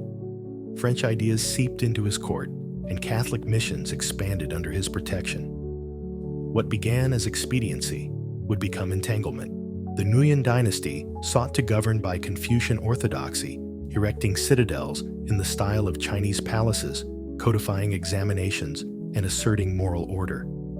Yet beneath the Mandarin's brushstrokes, a different current swirled. Catholic converts multiplied, villages whispered of loyalty not only to emperor, but to Rome. Missionaries moved stealthily through jungles and deltas, spreading their creed, sometimes clashing with local authorities. By the mid-19th century, tens of thousands had converted. To the emperors, this was no longer mere religion, but a threat to sovereignty. Repression followed edicts banning the faith executions of priests and converts. Yet repression invited intervention. France now, a growing colonial power, hungry for prestige and resources, seized upon these persecutions as justification. The age of simple missionaries had ended. The age of gunboats had begun. In 1858, the first shots were fired. French and Spanish forces attacked Da Nang, their cannons pounding the coast. Though disease and resistance forced a retreat, the signal was clear. The West no longer came as guests. They came as conquerors. By 1862, after fierce fighting, the Nguyen court was forced to cede 3 provinces in the south, Gia Jin, Jin Tuong, and Bien Hoa, to France. It was the opening wound of colonialism. Saigon became a French city, its streets mapped with precision, its churches rising beside Buddhist pagodas. The villages felt the change slowly, like a tide creeping inland. Taxes rose, new laws imposed, strange officials speaking foreign tongues presided over courts. Resistance smoldered in forests and deltas, rebels striking then vanishing, invoking memories of Trưng Sisters and Lê Loi. Yet the French pressed forward, annexing Cochinchina, then forcing protectorates over Annam and Tonkin. By the end of the 19th century, Vietnam, as it had been known, proud independent Confucian, was shackled within the framework of French Indochina.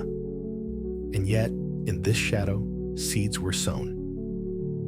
The Quoc Negu script, once a missionary tool, became the vehicle of modern literature, newspapers, and political pamphlets. Young Vietnamese sent to study abroad or taught in French schools returned with ideas of liberty, equality, revolution. The very instruments of empire would one day become the tools of its undoing. But for the villagers of that century, what they saw was loss of land to plantations of sons, to forced labor of dignity to foreign masters. Temples were overshadowed by cathedrals, mandarins by colonial administrators. The world of their ancestors had shifted irreversibly. The dragon had stretched far, but now it lay beneath an iron net cast from across the seas. And beneath that net, in whispers and secret meetings, a new struggle was beginning to stir, one that would last a century, cost millions of lives, and forge modern Vietnam in fire. The shadows of the West had arrived. The cannons of Da Nang had fallen silent, but the echo of their thunder lingered in the Vietnamese soul. By the late 19th century, what began as footholds along the coast hardened into a vast colonial grip. Vietnam was no longer an independent dragon. It was a possession divided and administered as part of French Indochina. The French viewed the land as fertile ground, not only for rice tea and rubber, but for profit, prestige, and control. Saigon became their Pearl of the Orient, its boulevards lined with tamarind trees, its cafes serving black coffee with condensed milk. The French tricolor fluttered above government buildings, while in Hanoi, the old citadel was gutted to make way for avenues patterned after Paris. Cities became showcases of empire, but the countryside bore the chains. For the peasants, the daily rhythm of toil deepened into misery. Traditional village lands were seized, parceled into vast plantations owned by French settlers or Vietnamese collaborators. Men and women who once farmed rice for their families were pressed into labor bent double under the weight of rubber tapping or canal digging.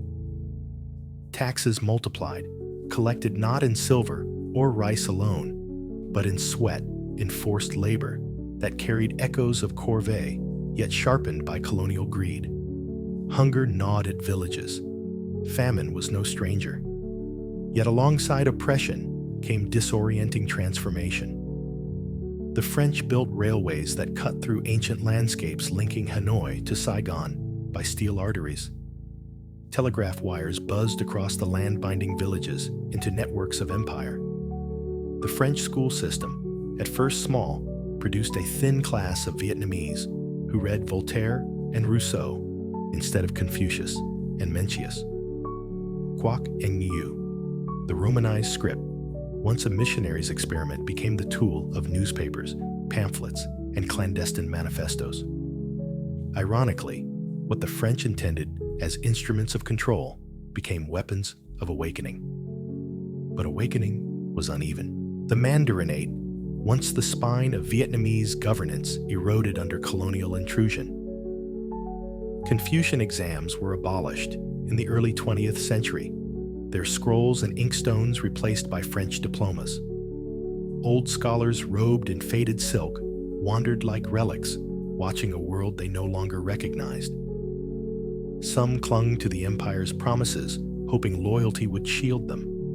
Others retreated into villages, whispering that the old ways would return. Meanwhile, Catholic converts, who had once been persecuted by the Nguyen court, now found ambiguous shelter under French rule. In some places, they prospered, forming enclaves favored by the colonial administration. But this protection also bred resentment from neighbors who saw them as collaborators. The fractures deepened like hairline cracks across porcelain, fragile but spreading. The French spoke of a civilizing mission. They built hospitals, schools, and railways, yes, but always in service of empire. Vietnamese voices were muted in courts, censored in presses, ignored in assemblies. Every act of defiance was met with surveillance, imprisonment, exile to penal colonies like Pulo Condor. Yet resistance lived stubborn as bamboo. Rebels gathered in forests, invoking the memory of the Trưng Sisters of Le Loi of Ngo Quyen. Some movements clung to tradition, raising royalist banners in the name of a deposed emperor. Others turned to modern ideologies imported through new networks of trade and study. Fanboy Chow envisioned a rejuvenated nation through modernization and sought allies in Japan. Phan Chu Trinh believed reform education and republican ideals could awaken the people. Both men symbolized a shift. Resistance was no longer only swords in the jungle, but also words in pamphlets, ideas in classrooms. Still, rebellion carried a heavy price. Uprisings were crushed with brutal efficiency, villages burned, leaders executed. The Yen Bai Mutiny of 1930, where Vietnamese soldiers in the colonial army turned their rifles against their French officers, ended in blood and mass executions. But the blood once spilled became a seed. Daily life under the colonial chain was a paradox of despair and new possibility. In the north, peasants trudged along muddy dikes, their harvests siphoned away by colonial taxes. In the central provinces, laborers collapsed in the rubber plantations, their hands scarred by latex and knives. In the Mekong Delta canals, dug by forced labor, cut straight lines through marshland, feeding rice into ships bound for Europe. But in the cities, a new class emerged: clerks, teachers, journalists, lawyers, Vietnamese, in French suits, who spoke two tongues, lived in two worlds, and dreamed of something more. Coffee houses in Hanoi buzzed with conversations about independence. Newspapers in Quoc Ngu mocked the arrogance of colonial officials in biting satire. Secret societies, disguised as literary clubs or cultural groups, plotted behind closed doors. Ideas crossed oceans: Marxism from Russia, nationalism from Japan, republicanism from France itself, each seedling finding soil in Vietnamese minds hungry for change. The French did not see it clearly at first. They saw plantations producing taxes, collected schools humming. They mistook infrastructure for loyalty. They mistook silence for submission. But beneath the silence, something stirred like monsoon thunder far off at sea. For the common villager, perhaps nothing seemed to change. Another day in the paddies, another tax demanded another son conscripted to dig canals or march with a French regiment. Yet in the whispers of teachers, in the daring words of journalists, in the murmured chants of secret societies, a flame flickered. It was fragile, easily extinguished by prison walls or firing squads. But each time it was stamped out, it flared again, brighter, more determined. By the early 20th century, Vietnam was bound in colonial chains, yes, but chains do not merely bind. They also chafe, and in chafing, they remind the bound that freedom exists. The dragon lay shackled under French Indochina, but its heart still beat. And in that heartbeat, a new chapter was being written, one that would soon explode into revolution. By the dawn of the 20th century, Vietnam lay bound in colonial chains, but the silence of the land was deceptive. Beneath the plantations and railways, beneath the stern gaze of French gendarmes, something invisible had taken root. It began not with gunfire, but with words, with books, pamphlets, whispers in classrooms, and visions born far beyond Vietnam's shores. Phan Boi Chau, the son of a scholar, emerged first as a voice of fiery urgency. He looked at the humiliation of his country and declared that the dragon must rise again. Tradition was no longer enough. The Mandarin ate Confucian, learning the rituals of old dynasties, these had failed against gunboats and cannons. Instead, Phan Boi Chau dreamed of a Vietnam renewed by modern science and strong alliances. His Zhongdu movement journey to the east sent young students across the sea to Japan, the rising Asian power that had stunned the world by defeating Russia in 1905. For the first time, an Asian nation had broken the West's aura of invincibility. If Japan could do it, why not Vietnam? In cramped dormitories in Tokyo and Yokohama, Vietnamese youths studied engineering, politics, and military science. They wrote letters, home, smuggled books, and nurtured a vision of revolution. Yet the French, ever watchful, leaned on the Japanese government, and soon the students were expelled, scattered like seeds on the wind. Some drifted to China, others to Siam, still others to clandestine corners of Vietnam itself. The movement faltered, but the dream did not die. Standing in sharp contrast to Phan Boi Chau's fiery nationalism was Phan Chu Trinh. Where Chau called for arms and foreign allies, Trinh placed his faith in education reform and moral awakening. He believed Vietnam could not leap into freedom without first transforming its people, teaching them not only modern science, but also the principles of democracy, equality, and civic virtue. To him, French Republican ideals could be turned against the colonizers themselves, exposing the hypocrisy of preaching liberty in Paris while denying it in Indochina. Trinh opened schools, wrote essays, and traveled abroad. his tone sharper in Paris salons than in Vietnamese villages, but his influence slowly weaving into the currents of awakening. Between these two visions, one calling for immediate revolt, the other for patient reform, lay a generation of Vietnamese caught in the middle. And yet both men sowed seeds that would germinate under different suns. Meanwhile, the world beyond Indochina pressed in. Chinese revolutionaries toppled the Qing dynasty in 1911, inspiring Vietnamese exiles in Guangdong and Canton. Secret societies multiplied, some draped in the trappings of old dynastic loyalty, others whispering the slogans of Sun Yat-sen. The Vietnam Quang Phuc Hoi. The Vietnam Restoration League was born in exile, its proclamations smuggled into the Red River Delta like contraband fire. Inside the colony, French repression deepened. The Duy Ton Rebellion of 1916, a royalist-inspired uprising in central Vietnam, was crushed with merciless efficiency. The youthful Emperor Duy Ton, barely a teenager, was exiled to Réunion, his brief spark extinguished by colonial authority. Yet his name lingered in whispers, proof that even a child on the throne could embody resistance. As the First World War erupted in Europe, the French conscripted tens of thousands of Vietnamese to serve as soldiers and laborers. They dug trenches in France, loaded shells and munitions. Factories marched through the mud of Flanders. For many, it was their first glimpse of a world beyond rice paddies and colonial prisons. They returned with tales of France's own weakness, of strikes of Republican rhetoric of nations that had risen from bondage. Some returned disillusioned, others radicalized. The war that drained Europe of blood also fertilized the soil of Vietnamese nationalism. It was in this restless climate that new voices emerged.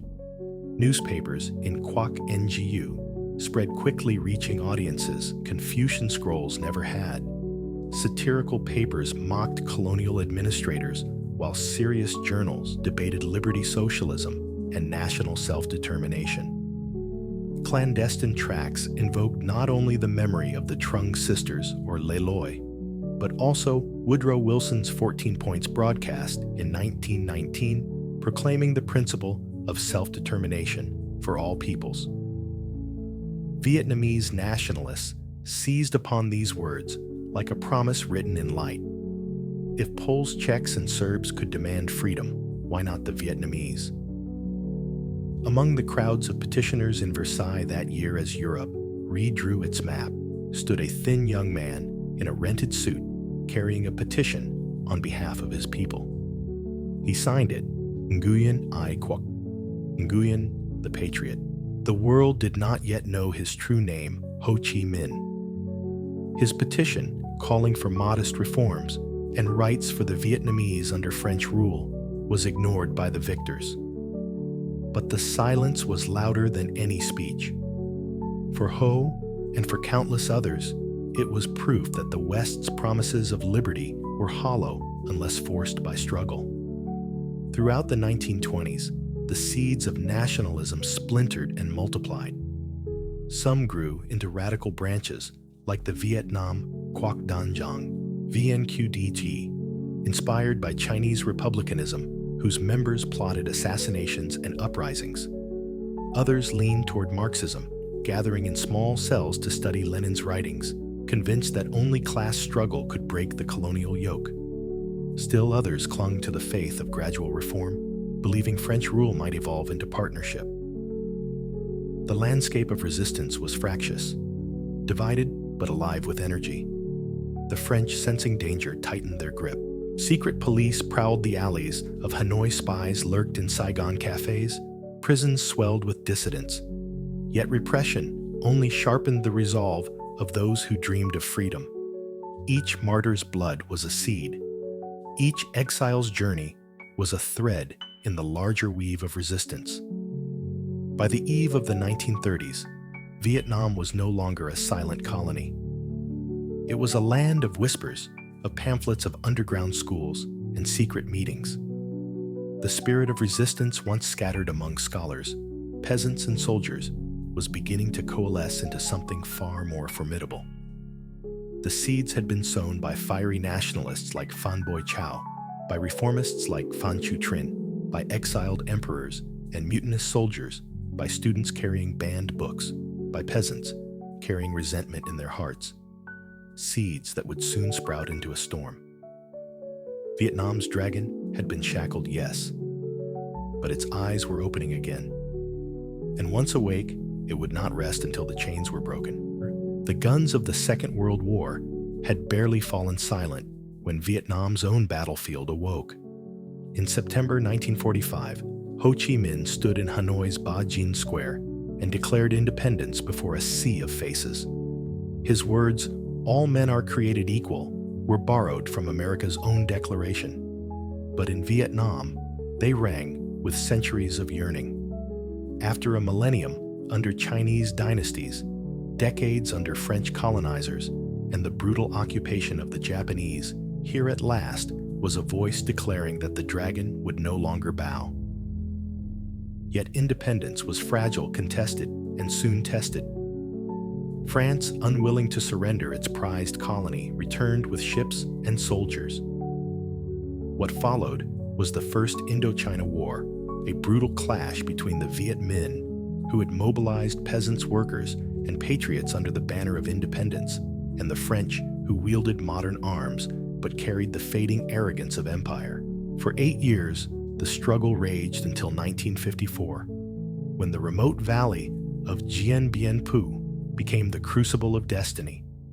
In trenches carved from mud, Viet Minh fighters endured bombardments, hunger, and disease. They dragged artillery across impossible mountains, piece by piece, until the French fortress was encircled. After 56 days of siege, the tricolor fell, and with it, France's colonial dream. Dien Bien Phu was more than a military victory. It was a thunderclap heard across the colonized world, proof that an Asian peasant army could defeat a European empire. But even in victory, division was sown. At the Geneva Conference that followed, Vietnam was not granted full independence, but partitioned at the 17th parallel. The North, led by Ho Chi Minh, and the Democratic Republic of Vietnam embraced socialism and promised land reform. The South, under Emperor Bao Jai at first, and soon President Ngo Dinh Diem, was backed by the United States as a bulwark against communism. What was meant as a temporary line pending nationwide elections hardened into a frontier of ideology. Families were split, villages, divided, loyalties tested. Nearly 1 million Catholics fled from the north to the south, urged on by American propaganda, promising freedom of worship.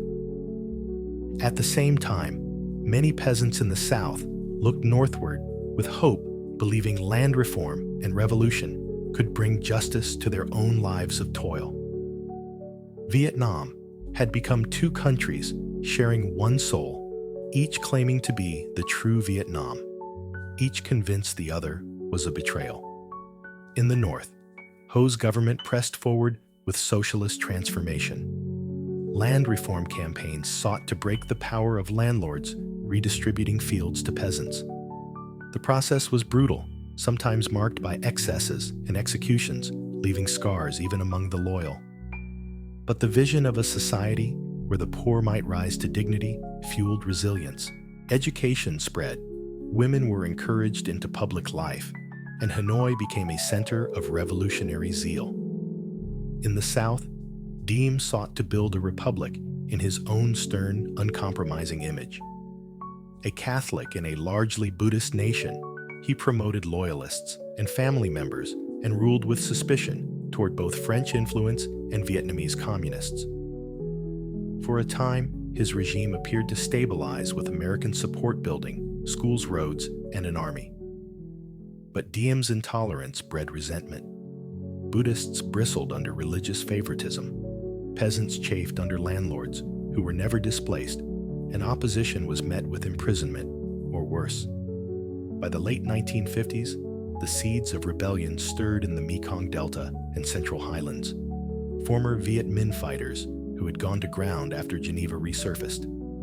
They formed the National Liberation Front (NLF), derided in the South and by Americans as the Viet Cong. To many peasants, however, they were simply the only force promising justice, protection, and an end to corruption. The United States, watching with Cold War eyes, saw Vietnam not as a land of divided villages and broken promises, but as the next domino in a global struggle.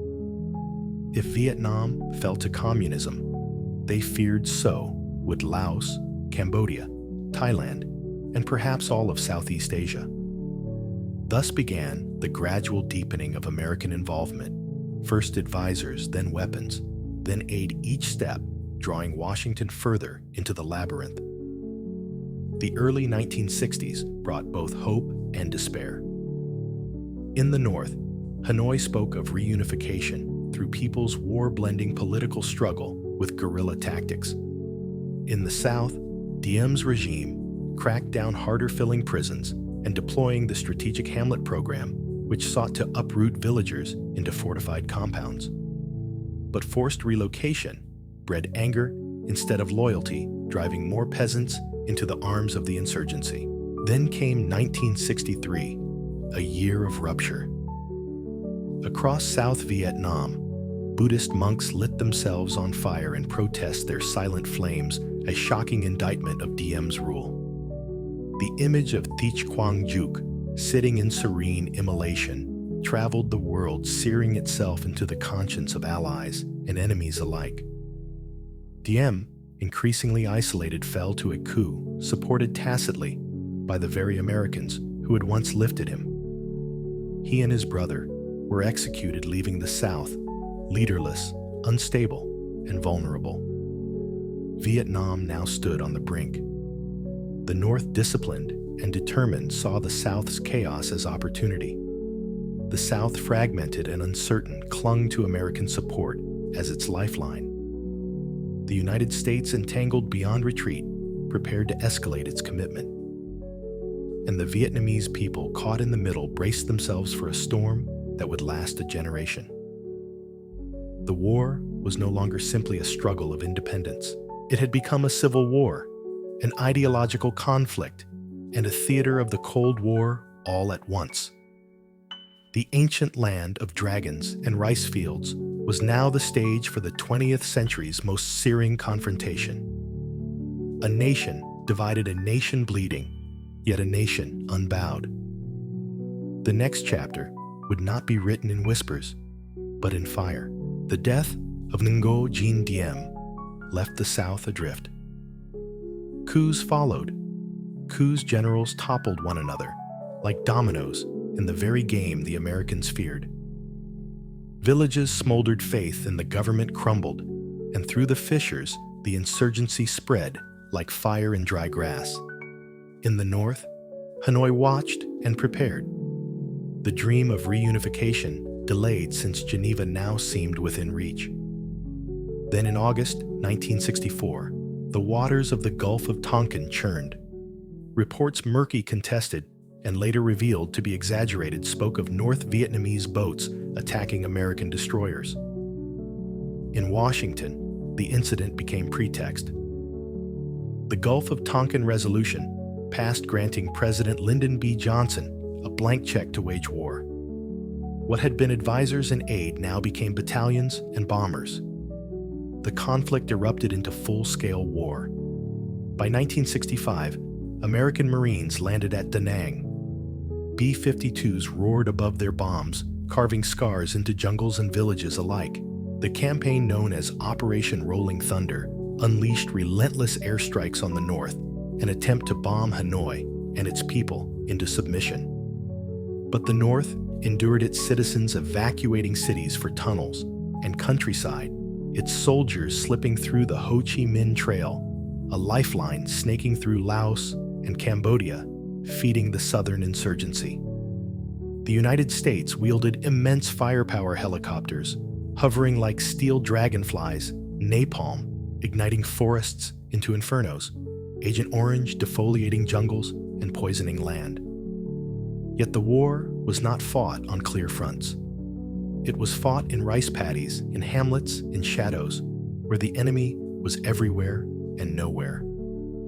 For every village secured by day, it seemed to fall into Viet Cong hands by night.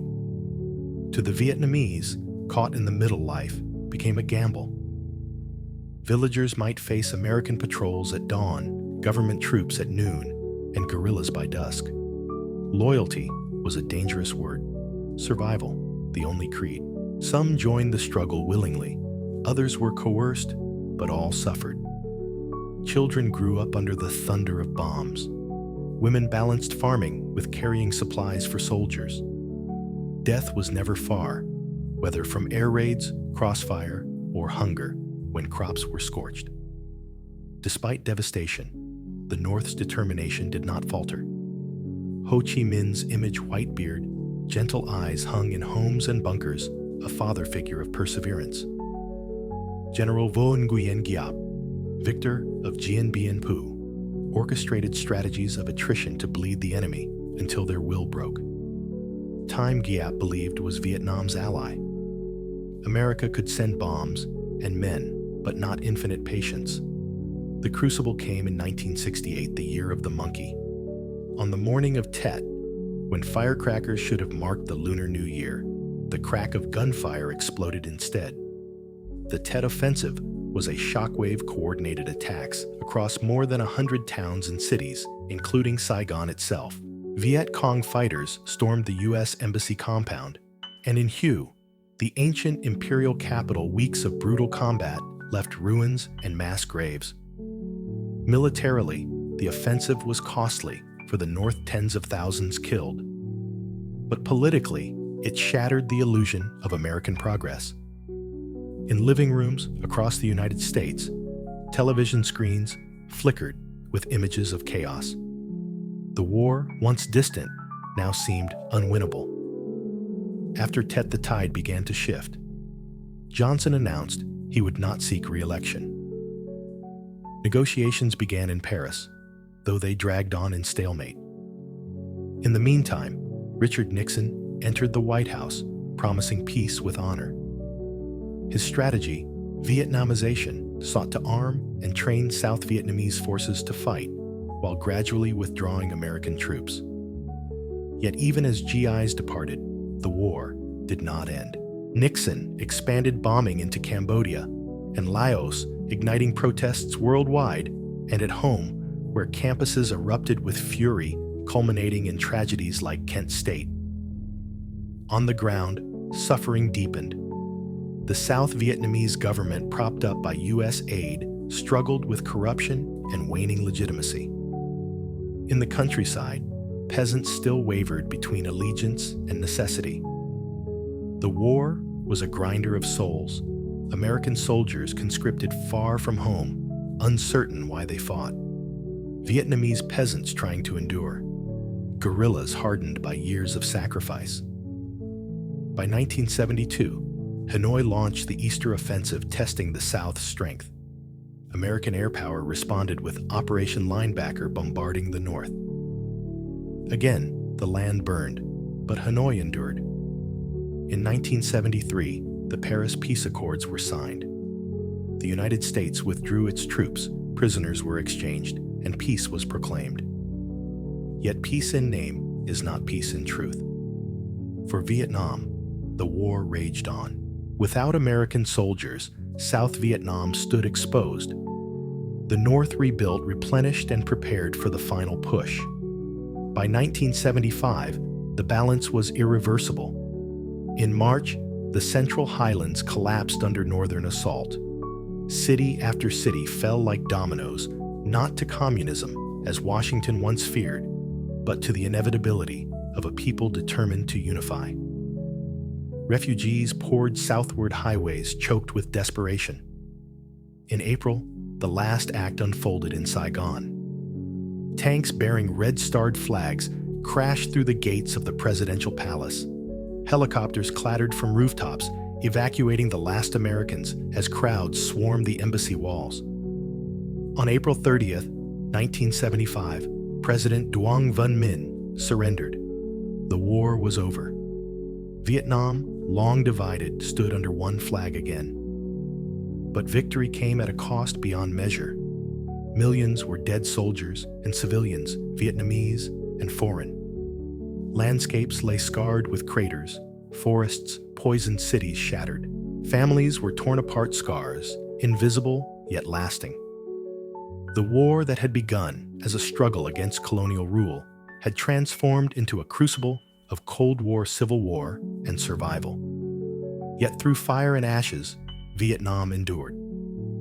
The dragon, battered but alive, lifted its head once more. Reunification was at hand, but renewal would demand healing from wounds that ran as deep as history itself. April 30th, 1975. The sound of tank tracks rattling through the gates of Independence Palace marked not only the fall of Saigon, but also the closing of a century-long chapter of colonial domination and division. For the first time since the Nguyen emperors, the land stretching from the misty mountains of the north to the fertile delta of the south stood united under a single government. Crowds poured into the streets, waving red flags. Soldiers embraced villagers. Families separated by battlefronts were reunited. In Hanoi, bells rang and tears fell as the war was declared finished. Yet peace, as Vietnam soon discovered, was not the same as prosperity. Reunification brought immense challenges. The war had left behind a land in ruins, cities bombed, villages, emptied fields poisoned, and infrastructure shattered. Millions of Vietnamese had lost their homes, and millions more had lost relatives. In the countryside, craters yawned like scars across rice paddies. In the cities, electricity was unreliable, factories idle. The joy of victory was tempered by the enormity of rebuilding.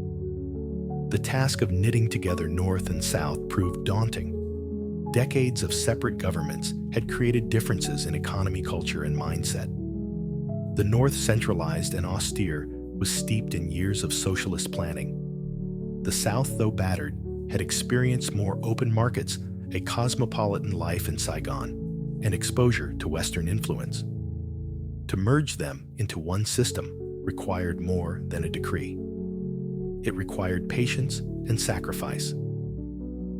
In the years immediately following 1975, the government embarked on campaigns of collectivization in the South, aiming to align it with the socialist model of the North. Cooperatives were formed, land redistributed, and private businesses shuttered. For many Southerners, especially urban traders and former officials, this transition was jarring. The sudden collapse of familiar economic structures led to shortages and discontent. Black markets thrived where official rations failed. Saigon, renamed Ho Chi Minh City, struggled to adjust to its new role as both symbol of reunification and test case for socialist transformation. Internationally, Vietnam found itself isolated.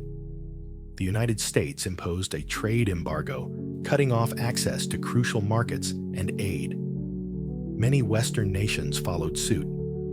To the east, relations with China, once allies in the fight against France, and the U.S., soured. By 1979, the two nations clashed in a brief but bloody border war, adding new wounds to a nation already healing. To the west, Vietnamese troops intervened in Cambodia, toppling the Khmer Rouge, but further straining international relations. For ordinary people, the effect was simple scarcity. Lines for rice, sugar, and fuel stretched long. A generation that had endured war now endured poverty. And yet, in the face of hardship, the resilience of the Vietnamese spirit persisted. Families helped one another, sharing food and labor. Farmers coaxed crops from battered soil, while craftsmen kept workshops alive with ingenuity. The ethos of Ra Suk Zai Dung, to exert every effort in rebuilding, echoed from loudspeakers in villages and city wards. Children recited poems about a future of bright harvests and factories, while their parents shouldered the daily grind of survival. The turning point came in 1986, when Vietnam, after a decade of economic struggle, chose a new path. At the 6th Congress of the Communist Party, the policy of Joy Moi renovation was announced. It was not a rejection of socialism, but a pragmatic reimagining. Markets were gradually opened, private enterprises tolerated, and foreign investment welcomed. Farmers were allowed to sell their surplus, fueling productivity. Entrepreneurs, once wary, began to reappear. The gray years of ration coupons gave way to cautious optimism. Change was not immediate, but it was profound. By the 1990s, Vietnam began to emerge from isolation. The embargo lifted, diplomatic ties with the United States normalized, and international organizations extended a hand. Trade flourished, factories hummed, and rice, once scarce, flowed abundantly, making Vietnam one of the world's leading exporters. Cities expanded their skylines, sprouting cranes and high-rises. Motorbikes swarmed the streets, a buzzing symbol of a new era. Yet renewal was not only economic, it was also cultural. The scars of war remained memorials. Museums and cemeteries testified to the cost. But the younger generation began to look forward. Music, literature, and art flourished, blending tradition with modern influence. Temples once again filled with incense, while cafes filled with chatter. The memory of hardship remained, but it was tempered by a determination to seize opportunity. By the dawn of the 21st century, Vietnam stood transformed. The nation that had endured centuries of invasion, decades of colonialism, and 30 years of war now walked a new road, one of self-determination, development, and cautious confidence. It was not without challenges. Corruption, inequality, and environmental strain accompanied growth. But for many Vietnamese, these were struggles of progress rather than survival. Reunification had not been simple, nor was renewal free of pain. But the story of Vietnam is one of endurance, adaptation, and hope. From the first footsteps of prehistoric hunters to the roar of B-52s, from bronze drums to bustling markets, from ashes to ambition, the river of history had flowed onward. And in that flow, one truth remained unbroken: Vietnam endures. History is often told as battles won and kingdoms lost, as rulers rising and empires crumbling. But the story of Vietnam, traced from the first footsteps in prehistoric forests to the bustling streets of its modern cities, is not simply a record of wars and dynasties. It is a story of endurance, a story of a people who have carried their memories like torches through darkness, refusing to let them be extinguished. Across millennia, Vietnam has bent beneath storms, but never broken. From the quiet toil of farmers who tamed the Red River's floods, to the resilience of mothers who rebuilt villages after invasions, to the determination of soldiers who stood their ground against empires, the nation's strength has always lived in its people. Dynasties rose and fell, foreign powers came and went, yet the thread of identity woven from legend, hardship, and hope remained uncut. The journey was never easy. For every victory sung in poems, there were sacrifices too deep for words. The Trưng Sisters, Li Thuong Kiet, Tran, Hung Jiao Nguyen, Hui Ho Chi Minh, names etched in stone, but also in the collective heart. Yet history is not just heroes and leaders. It is also the fisherman who cast his net even as wars raged nearby, the child who learned to write by flickering oil lamps, the grandmother who whispered folk tales to keep memory alive. And now, standing in the present, one can look back on this river of time and see its current flowing ever forward. Vietnam is not the same as it was centuries ago, nor even decades ago. It has grown, stumbled, adapted, and risen again. The journey continues, not toward perfection, but toward renewal, resilience, and the quiet dream that tomorrow will be better than today. The dragon has endured storms, but it still ascends, and in its flight the echoes of history whisper, "We are still here. We endure. We remember."